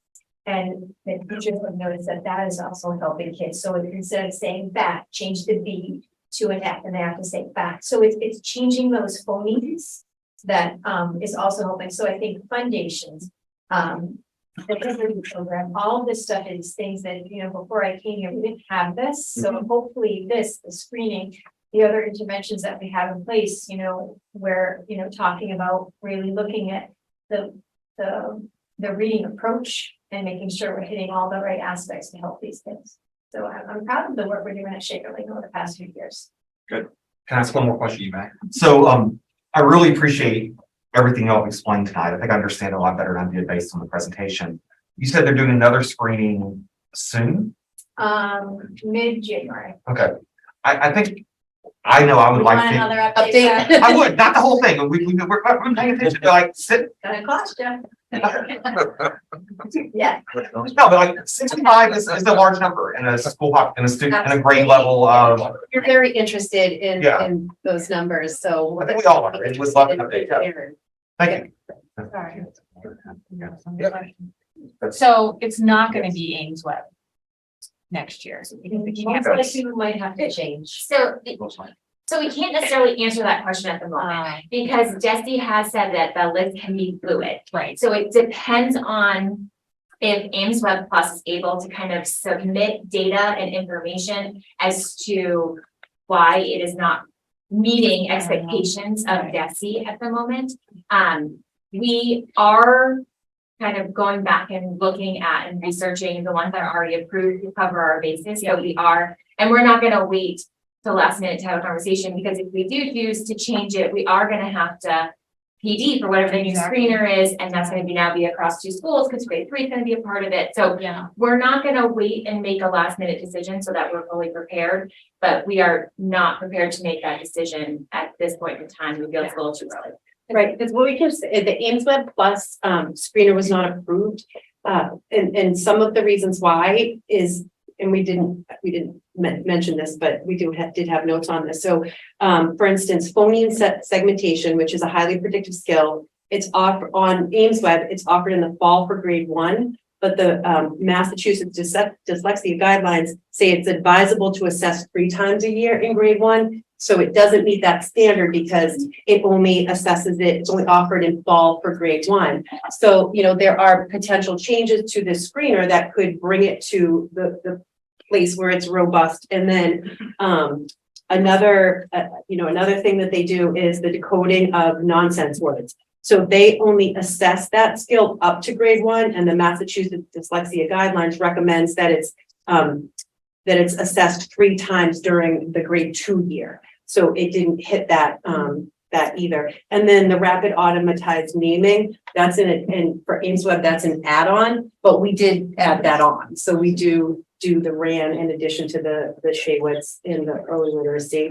And so that's another component. So some of these screeners that are not on the list, maybe in the next few months, because they were, had been informed that they are not on the approved, and many of them want to be because it's, financially advantageous for them to, meet these standards. And some of them would be able to, making some nominal changes and some not. So it's going to be an ongoing conversation. This is, I think personally, just very interesting to me as an early childhood educator. Not so alarming to see, like you said, it's actually very exciting to see the numbers we are, especially in the context of an early literacy screening, not necessarily a dyslexia screening, but I think also for families to understand, like exactly what you were saying, that like children don't go to the grocery store as much, and like that is early literacy. Yes. And like recognition. And so I think there's this is not a fully formed thought, but like what an interesting opportunity to like start to understand the impact that COVID has had, especially on this upcoming generation in early childhood. Less kids going to preschool, less going to childcare, and that's so much pre-literacy happens there. And so we're just seeing a different generation. And so just an opportunity for conversations with families of like, we understand, the last 2 years have been like this. Here's some things if you have a child that's young and in preschool and in kindergarten, don't go to the grocery store, but other things that you could do perhaps. Well, right, strategies, because the other Right. thing too is that early intervention was very impacted by the pandemic. Right. And so, children who would be receiving early intervention services, just because maybe they're not acquiring language or hitting those milestones, they would have been receiving early intervention services and working on letters and numbers and color ID and all of those types of things, which are all the building blocks to early literacy. Right. I mean, we are hoping Ames will modify what they're doing. It's concerning to me where we jumped in, we're early adopters, we followed everything we needed to. This is, research based, we researched to their south, met our standards, met DESI standards, and all of a sudden, it's not good enough. I mean, we've invested a lot of time and money into making this work. So I'm keeping my fingers crossed that Ames Web will make the necessary modifications, or DESI will take a look at this in a broader. Well, if we're tracking year to year and cohorts moving through, it'd be great if we're Right. using more or less the same instrument. Mhm. Just so so next year, when the committee hears from Principal Kane, we're looking at this, this yellow compared to this yellow, that we don't need 2 more slides to explain the test differences. Right. Thank you. Fingers crossed. Great. All right, so as we approach the 8:45 hour, I've got every intention of getting us out of here by 9:15. Okay, promise. So we can do this. I know we We can do it. can do it. All right, last but not least, our last presentation is review of strategic plan, standard 3, community engagement, communication, school to discuss.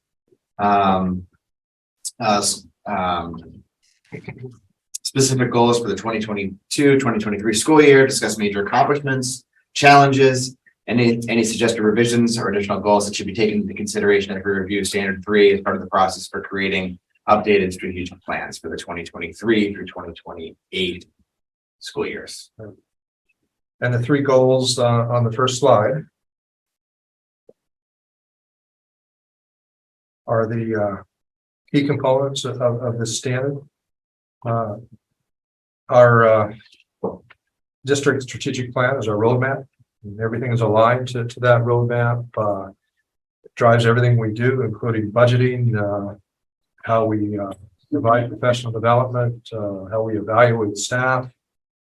And it's tied into our school improvement plans. Our school improvement plans list the various elements of the strategic plan, so it's in full alignment.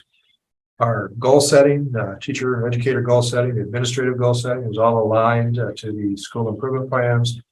District administrators is aligned to the strategic plan. All teachers' goals are also aligned to the strategic plan. So we're all in total alignment, which is so important.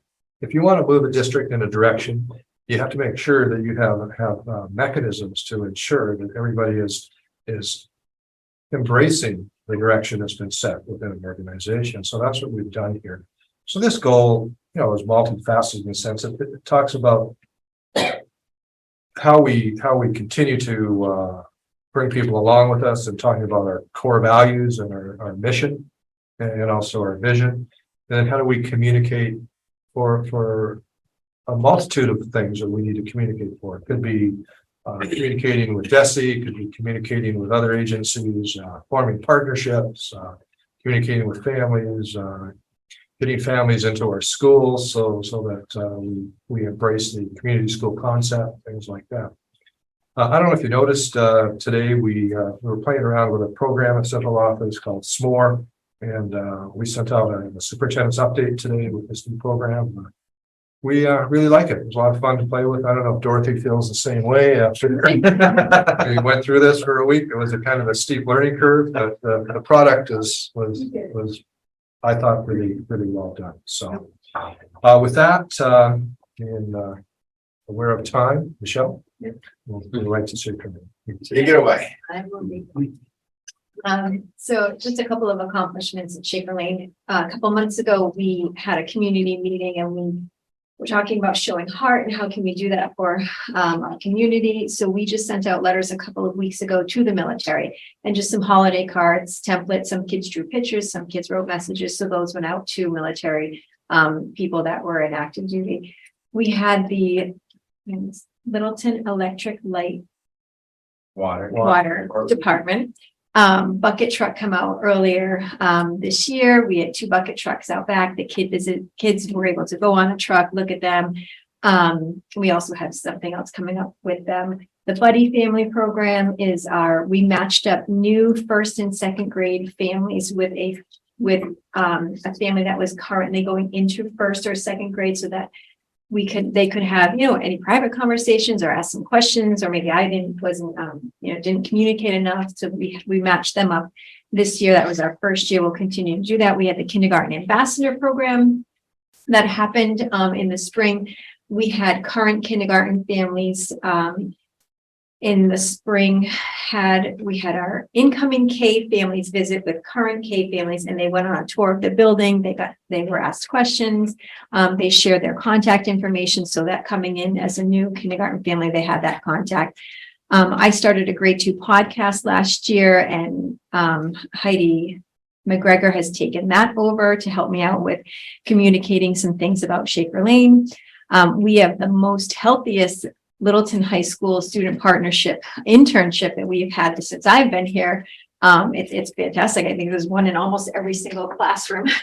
So thank you to John and Keith for having those student partnerships come down, and the kids love when they come down, the staff love them. And then some community building events we continue to offer. All of these, the virtual dance party, I think is still in the works, but Shaky Storytime will take place next month. Spring Fest takes place in the spring, and the book fair we had this past fall.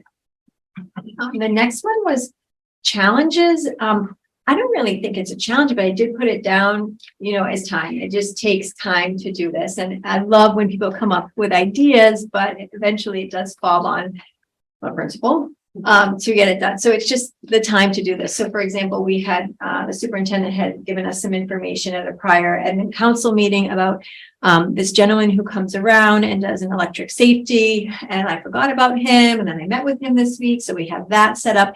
It's just, the time to get these things done. So it may not look like a lot on that slide, but the work that, behind the scene work that goes into that in running the building and all that. So it's not really a challenge, just a factor to consider. And the last one, some upcoming things, revisions, goals.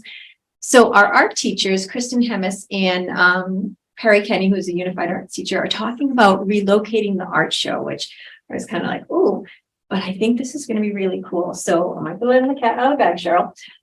They are thinking about having the art show set up at the library, because what happens with the art show is they put this, you've been to the art show, it's incredible.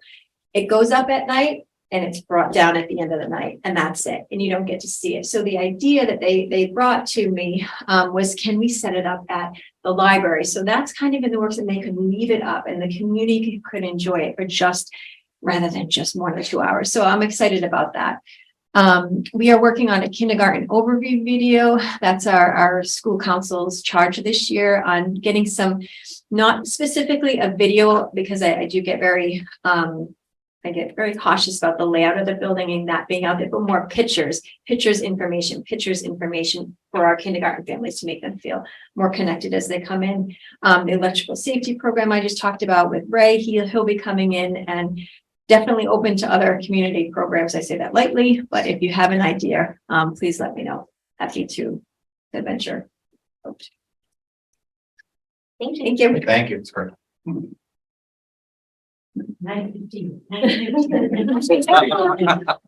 We can do it.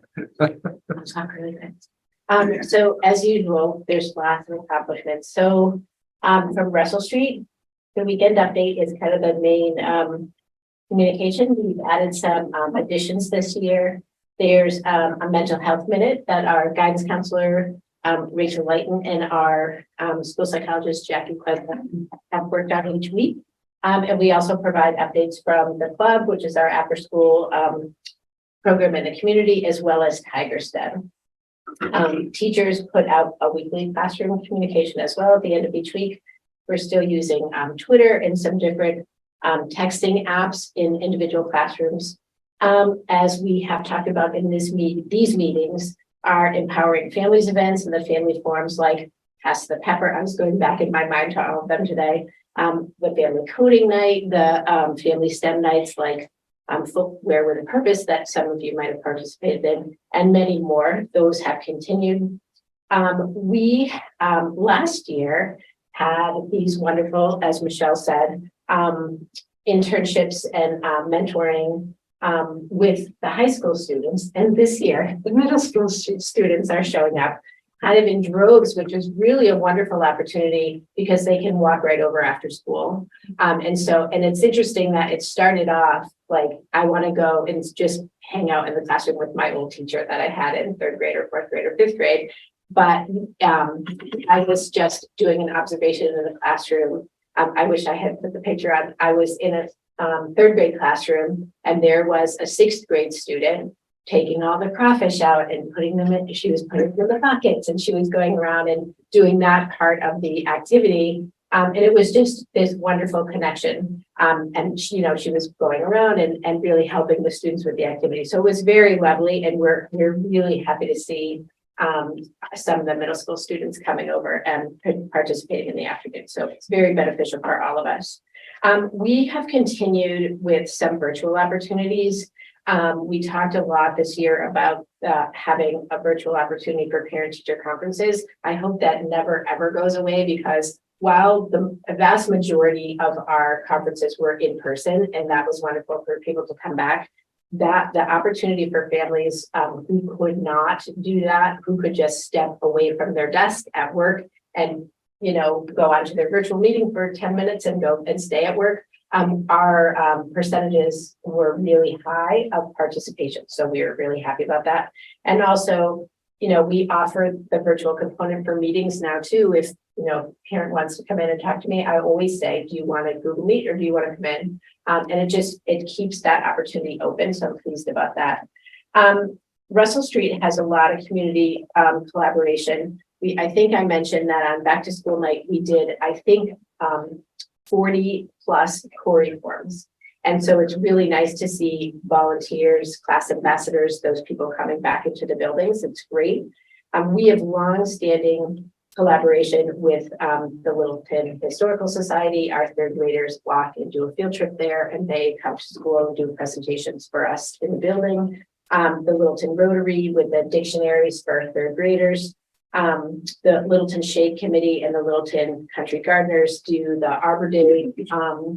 All of the third graders get a tree, and that's a longstanding tradition. We also have really positive communication with the Littleton Police Department, visits from our SRO, our High Five Fridays. And as early as this week, we have this really wonderful opportunity to help name the new canine dog that's coming to Littleton PD. And so our kids were really excited to vote on the name choices, and kids were coloring in the dog. And so Meg is going to come by and collect all those stuff. So this was a very popular activity at Russell Street today.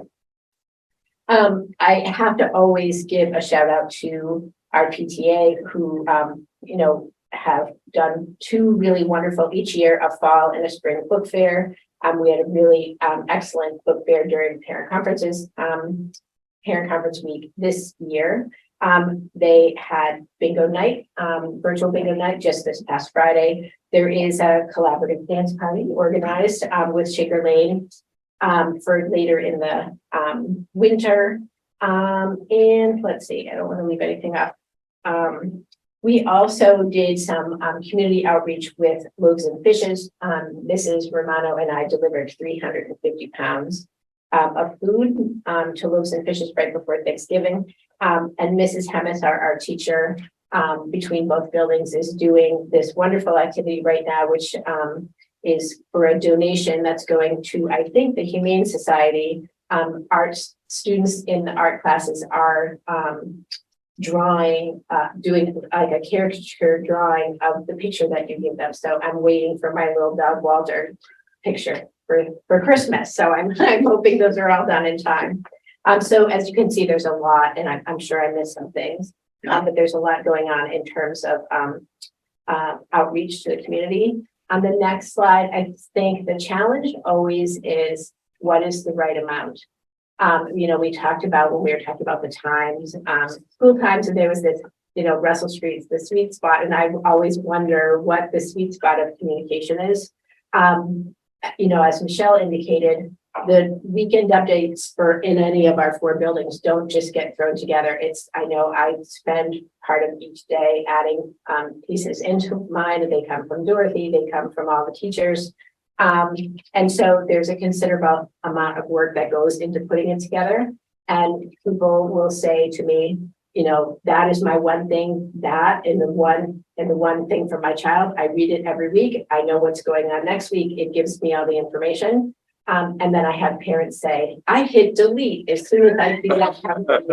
And I'm like, I'm very, that's happening.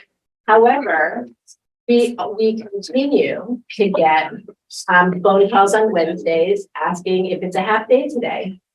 And I always say to the secretaries, please say that information was in the weekend update. Things that, is this happening today? We have kids that don't get picked up on a half day because they don't know if it's a half day. And so there's, the information is out there for the taking. And so that is kind of just a question that's out there. And I think, I said at one point, we could do a podcast, we could sing, I could sing and dance the whole thing, but if you're going to pay attention to it, you're going to pay attention to it. If you're not, you're not. And so I think it's our responsibility to put the information out there, make it as easy as possible to access, and there it is. So that's a question in terms of challenges. And then, in terms of, revisions or goals to consider going forward is just, to continue to evaluate the way that we do this over time. Right now, this is a good way to do it. If I don't go back very many years in my mind, when I'm remembering, it went home on a piece of paper in a backpack on Fridays.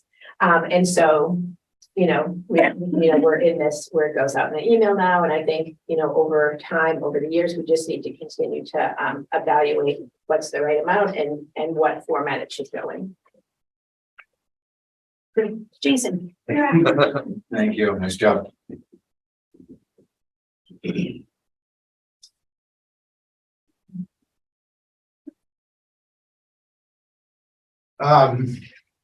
One of the beliefs I have about family communication communities, just from my previous district, the middle schools, the schools were a hub in the community. And I'm really trying to bring that focus to the middle school.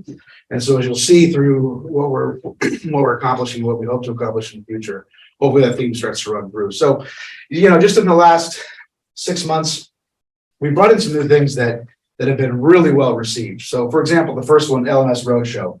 That was where we took a night and set up shop at Pondside and had quite a few families come through just to ask questions, things that you don't get in a back to school night, just that individualized attention. There weren't a ton of families, but the ones that we had really got what they needed. I'm in the process of booking another one up at in the Boxwood area, and then hopefully a third one towards the end of the year. So that's something we'd like to continue. So rather than trying to fight the fight of getting people to come to the building, we're going to go out to the community and see if we can build some relationships that way. Another thing was a Handle with Care initiative that I started this year. And that's been very well received. And the idea is to communicate with families that sometimes your middle school child is just coming to school and there's just not a good day. There was a fight at home. There was something going on last night. And so what we do is we ask families to write in the subject line, Handle with Care. We don't need to know information. We don't need to know the details. Just let us know, hey, listen, so-and-so is having a rough day, just kid gloves, please. And it's been fantastic because we know them coming in, all right, listen, we've got a chance to just, make sure that we're addressing a social emotional need without having to know all the details. And in that way, it provides a degree of privacy for families, but also being able to communicate with its status is. Obviously, like everybody else has said, the internships has been great. The traditional fundraisers like Loaves and Fishes, hurricane relief through clubs, holiday cards, weekend update, Instagram. Next slide, please. So, the challenges of the middle school are unique because unlike elementary schools and high school, we have a hard time getting that communication, that back and forth, that two-way communication. So we're gonna have to be creative in how we continue to do that. So as I said earlier, making LMS a community hub, how do we get families involved in the middle school culture? And that's really been the fight in 25 years of education. How do you get families to want to be a part of middle school?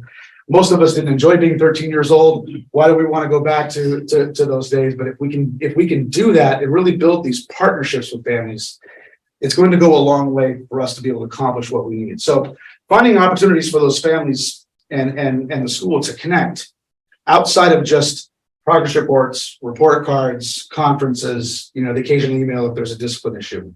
So what we want to do is we want to develop sustainable ideas for non-academic connections, right? Let's build trust, right? Let's build community. Let's build connection and communication so that people feel free to let us know what's going on. Feel free to, invite us into their worlds.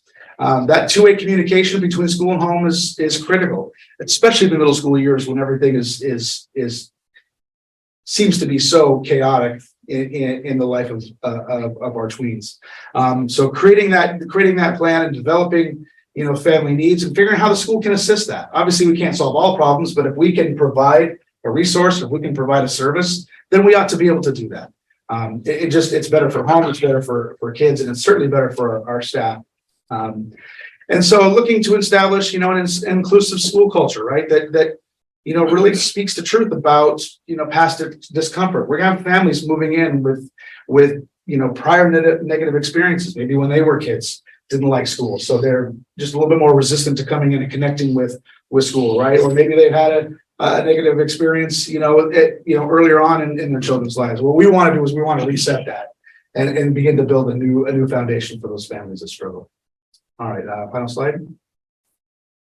So in terms of the revisions, we have some things that are ambitious, but are working with our school council right now to implement. One of the things that we used to do was a lunch with your student day.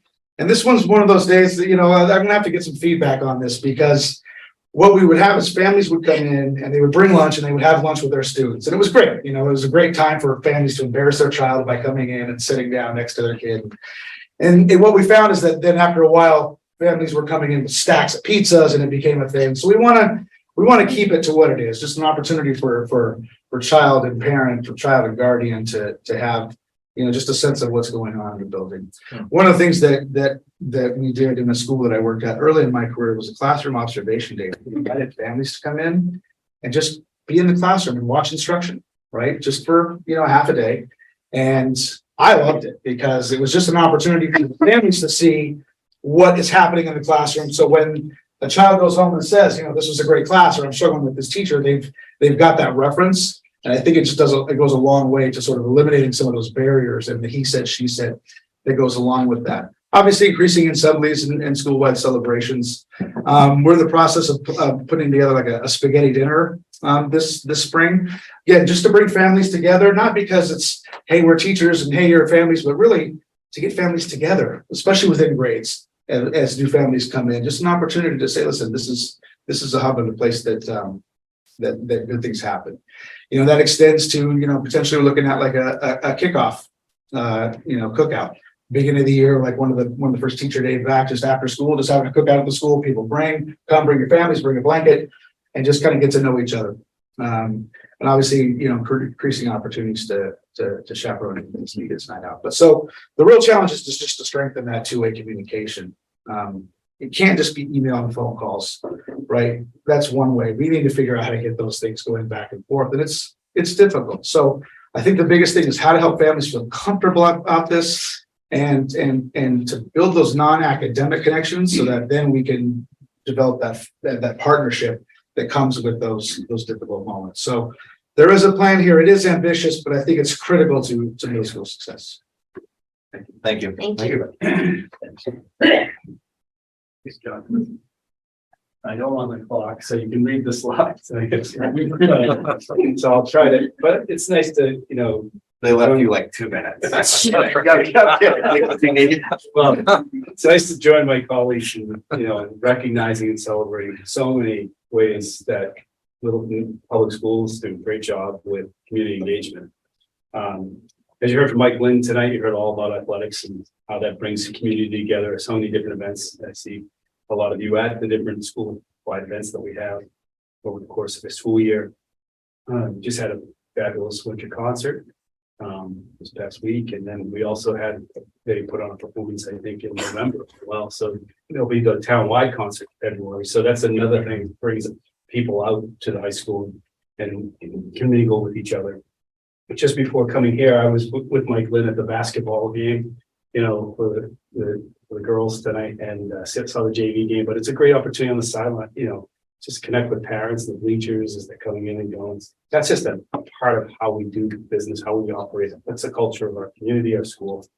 The student internship program has been highlighted by every principal, how meaningful it's been. It's been impactful for our kids as well at the high school. They're at the other schools primarily, but they're also, going into businesses and working. One kid is at CrossFit, another one's at Not Your Average Joe's, another one's at Idlewild Farm. So you'll see more and more of that, I think, expanding as the years go on.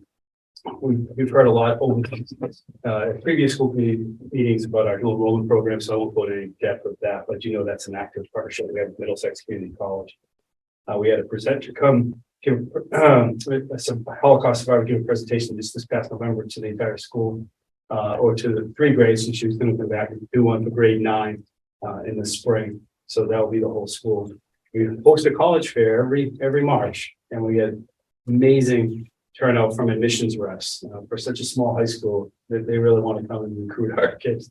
So, and the other thing I want to acknowledge the incredible work of our school guidance department. We have college reps just churning out every week. Over 70 reps come from all over the place. Some traveling great distance. We had some people coming up from the south. I know you'll appreciate that. Right? Coming up from Florida. I don't know if they were from Tennessee, but they were certainly from Florida. And they're not just coming to Littleton, they're going to the region, but they add us to the list. So That's something to note. I want to also recognize the National Honor Society and Humanitarian Club at the high school for all they do. You can see a list of all the activities there. I won't read them all to you, but they certainly deserve recognition for it. Let's go to the next slide. You'll see, starts with the Rise Against Hunger donations, things like that. We have a vaccination clinic tonight at the high school. I was also there talking to parents as they were coming in with their kids. It was nice to connect with them before the basketball game. We have a transition program connection with the local diner in Westford, where some of our kids in our transition program, 18 to 22 program, go and work. So we appreciate Paul's Diner in helping that. It'll be a success.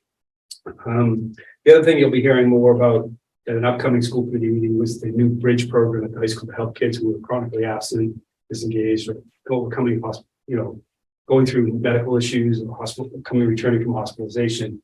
How do we get them settled into school in a really smoother way as possible?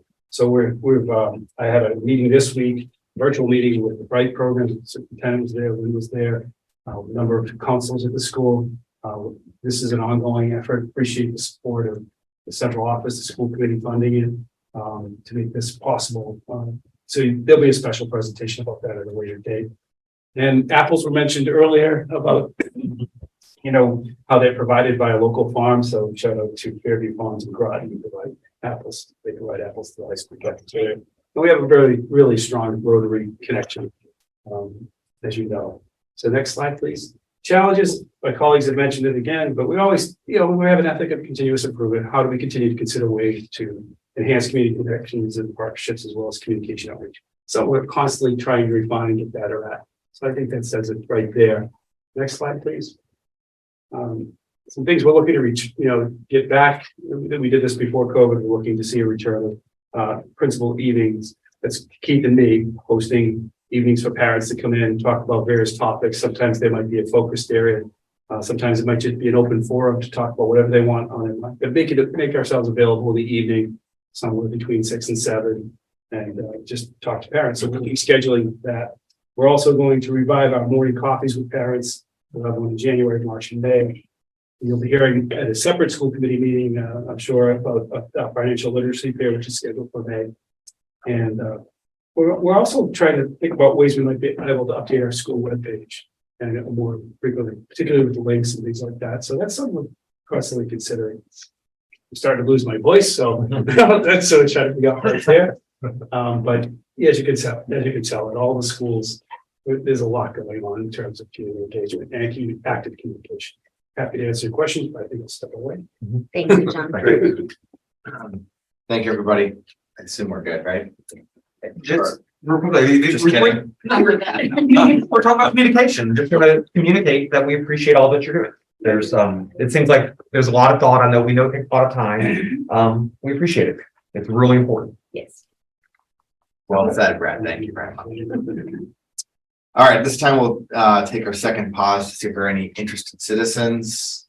All right. Oh, there is. Yes, we do have one.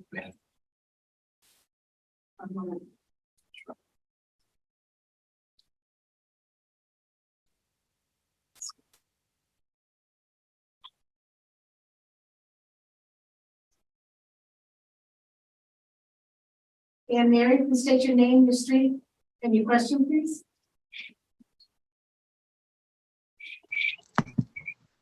Can you hear me? We can. Oh, yeah. Okay, great. My name is Annieri. You need my address? Yes, please. Okay, 5 Grey Farm Road, and I am co-chair of CPAC. So I'm gonna try to be very quick. First, I would like to thank Mike Ling and Eric for all their hard work to provide activities and sport for the special ed students fall, winter, and the spring. Then I have some questions for it's Lynn, Betstil, and Michelle about the reading literacy screener.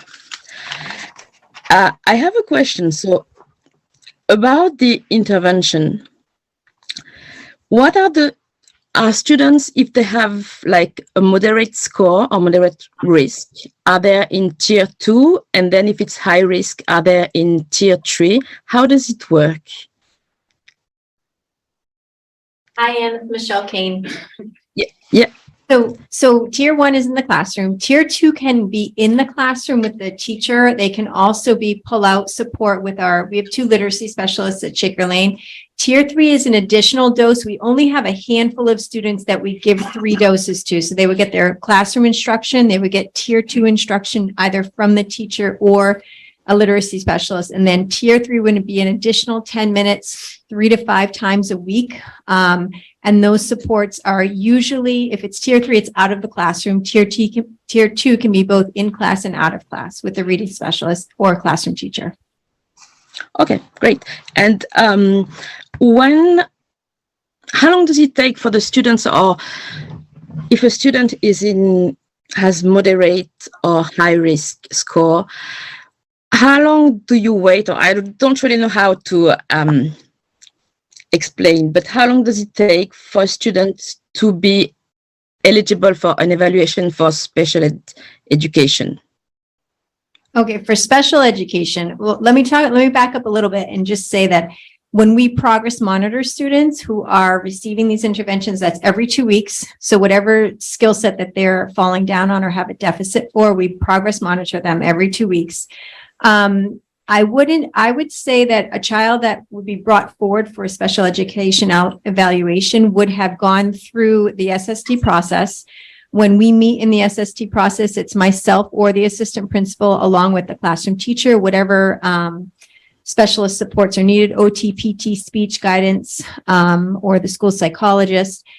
We put specific goals in place. We usually come back 6 to 8 weeks if we feel that this child needs a more intense goal setting. We will do 4 weeks, but typically it's like 6 weeks. We set a goal. We put the interventions in place. We come back, we reconvene. Parents have been communicated with from the onset of this meeting. Parents are sometimes part of these meetings as well.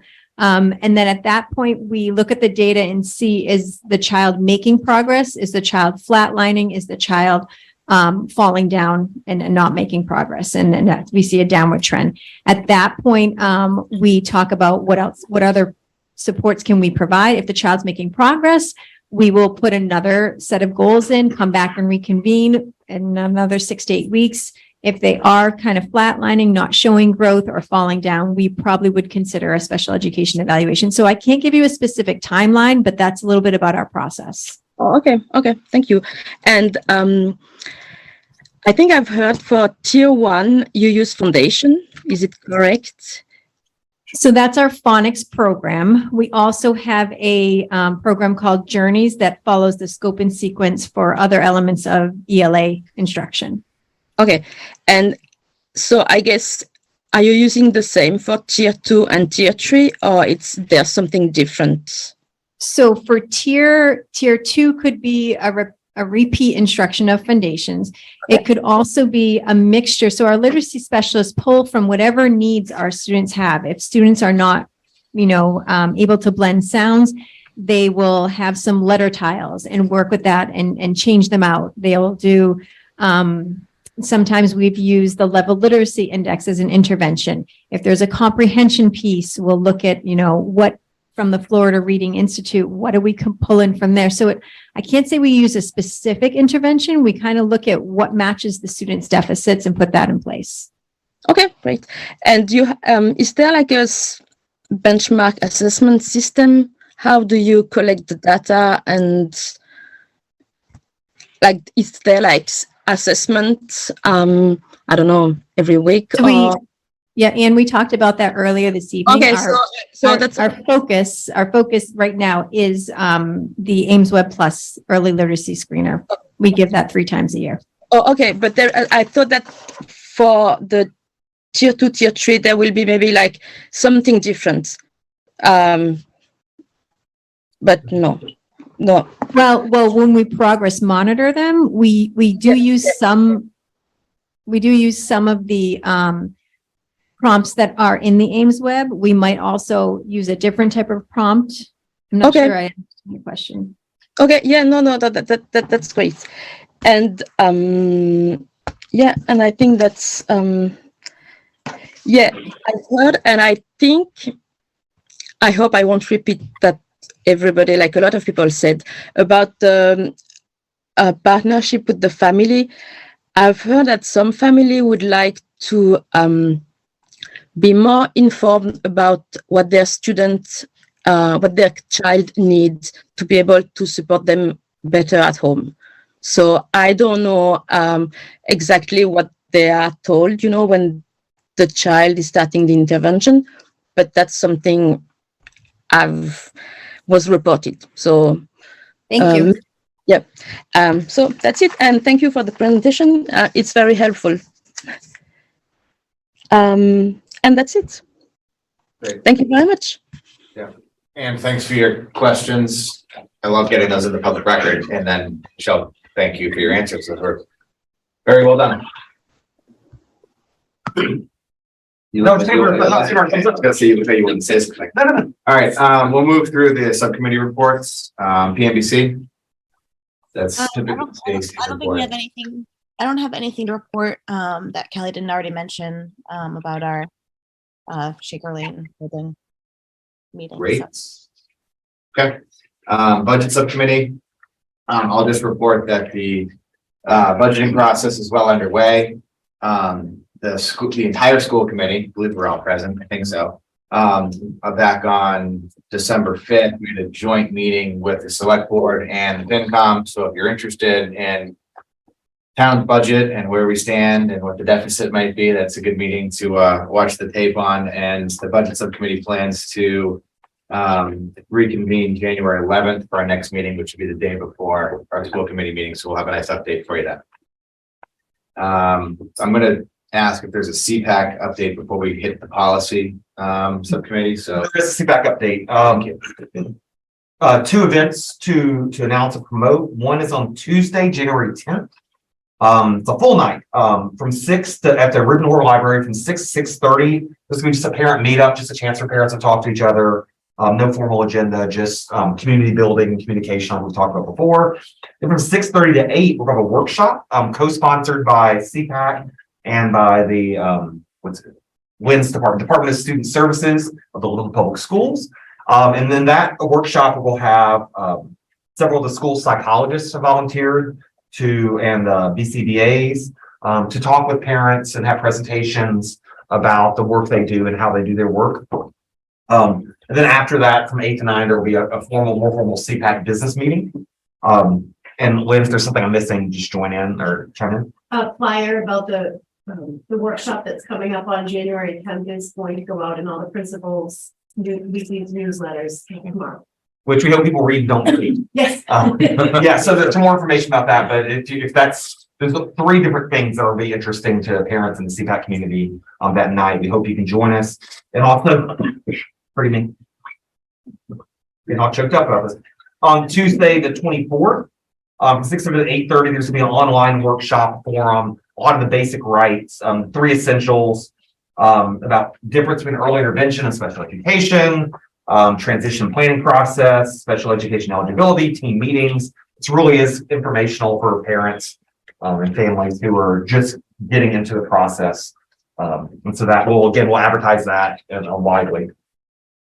great, well done. Moving on to the policy subcommittee. It looks like we've got 3 policies to touch base on this evening. We do, and I'm going to take the lead on that, if that's your permission. We have 3 policies before us for first reading tonight, and eventually we'll make a motion to approve the first reading. They're all, and Kelly, you can help me if you need to or want to. They're all designed to represent our district's eagerness to help students and make sure they're acclimated and getting the education they deserve. 3 different types of populations. The first policy, JFABD. These are long policies. I invite the community to read them if they want to read the details. It's about homeless students, enrollment services and rights. And the key line in my mind is that we're committed to provide stability in school attendance and other services. Want to make sure these students get the education they need and that are getting all of the services they need, and that it explains how we can help them with transportation, how we can help them If they don't have access to medical records, help them get waivers, those things, just so we get these kids in the buildings, in the school community and learning. And this language, I believe, and all these, Kelly, comes from the state, the MSCA, is that right? MASC. I'm sorry, MASC. So this is language that's kind of used across districts. It explains how the district will have a liaison to help these students, and I believe with our designated know. So, And just getting us up to speed on the latest legal language, right? So that's one policy we'll put before the committee. With your permission, I'll just go through all three. Please do. The other two are educational opportunities for military children. Again, communicating our district commitment to supporting children in military families who might move, might come into districts, making sure that if they're in an honors program somewhere else, they can get an honors program. If they're getting an IP somewhere else, we'll give them an IP. We're just going to make the transition as smooth as possible. And again, there's a lot of different subcategories there where it explains how we will support those students.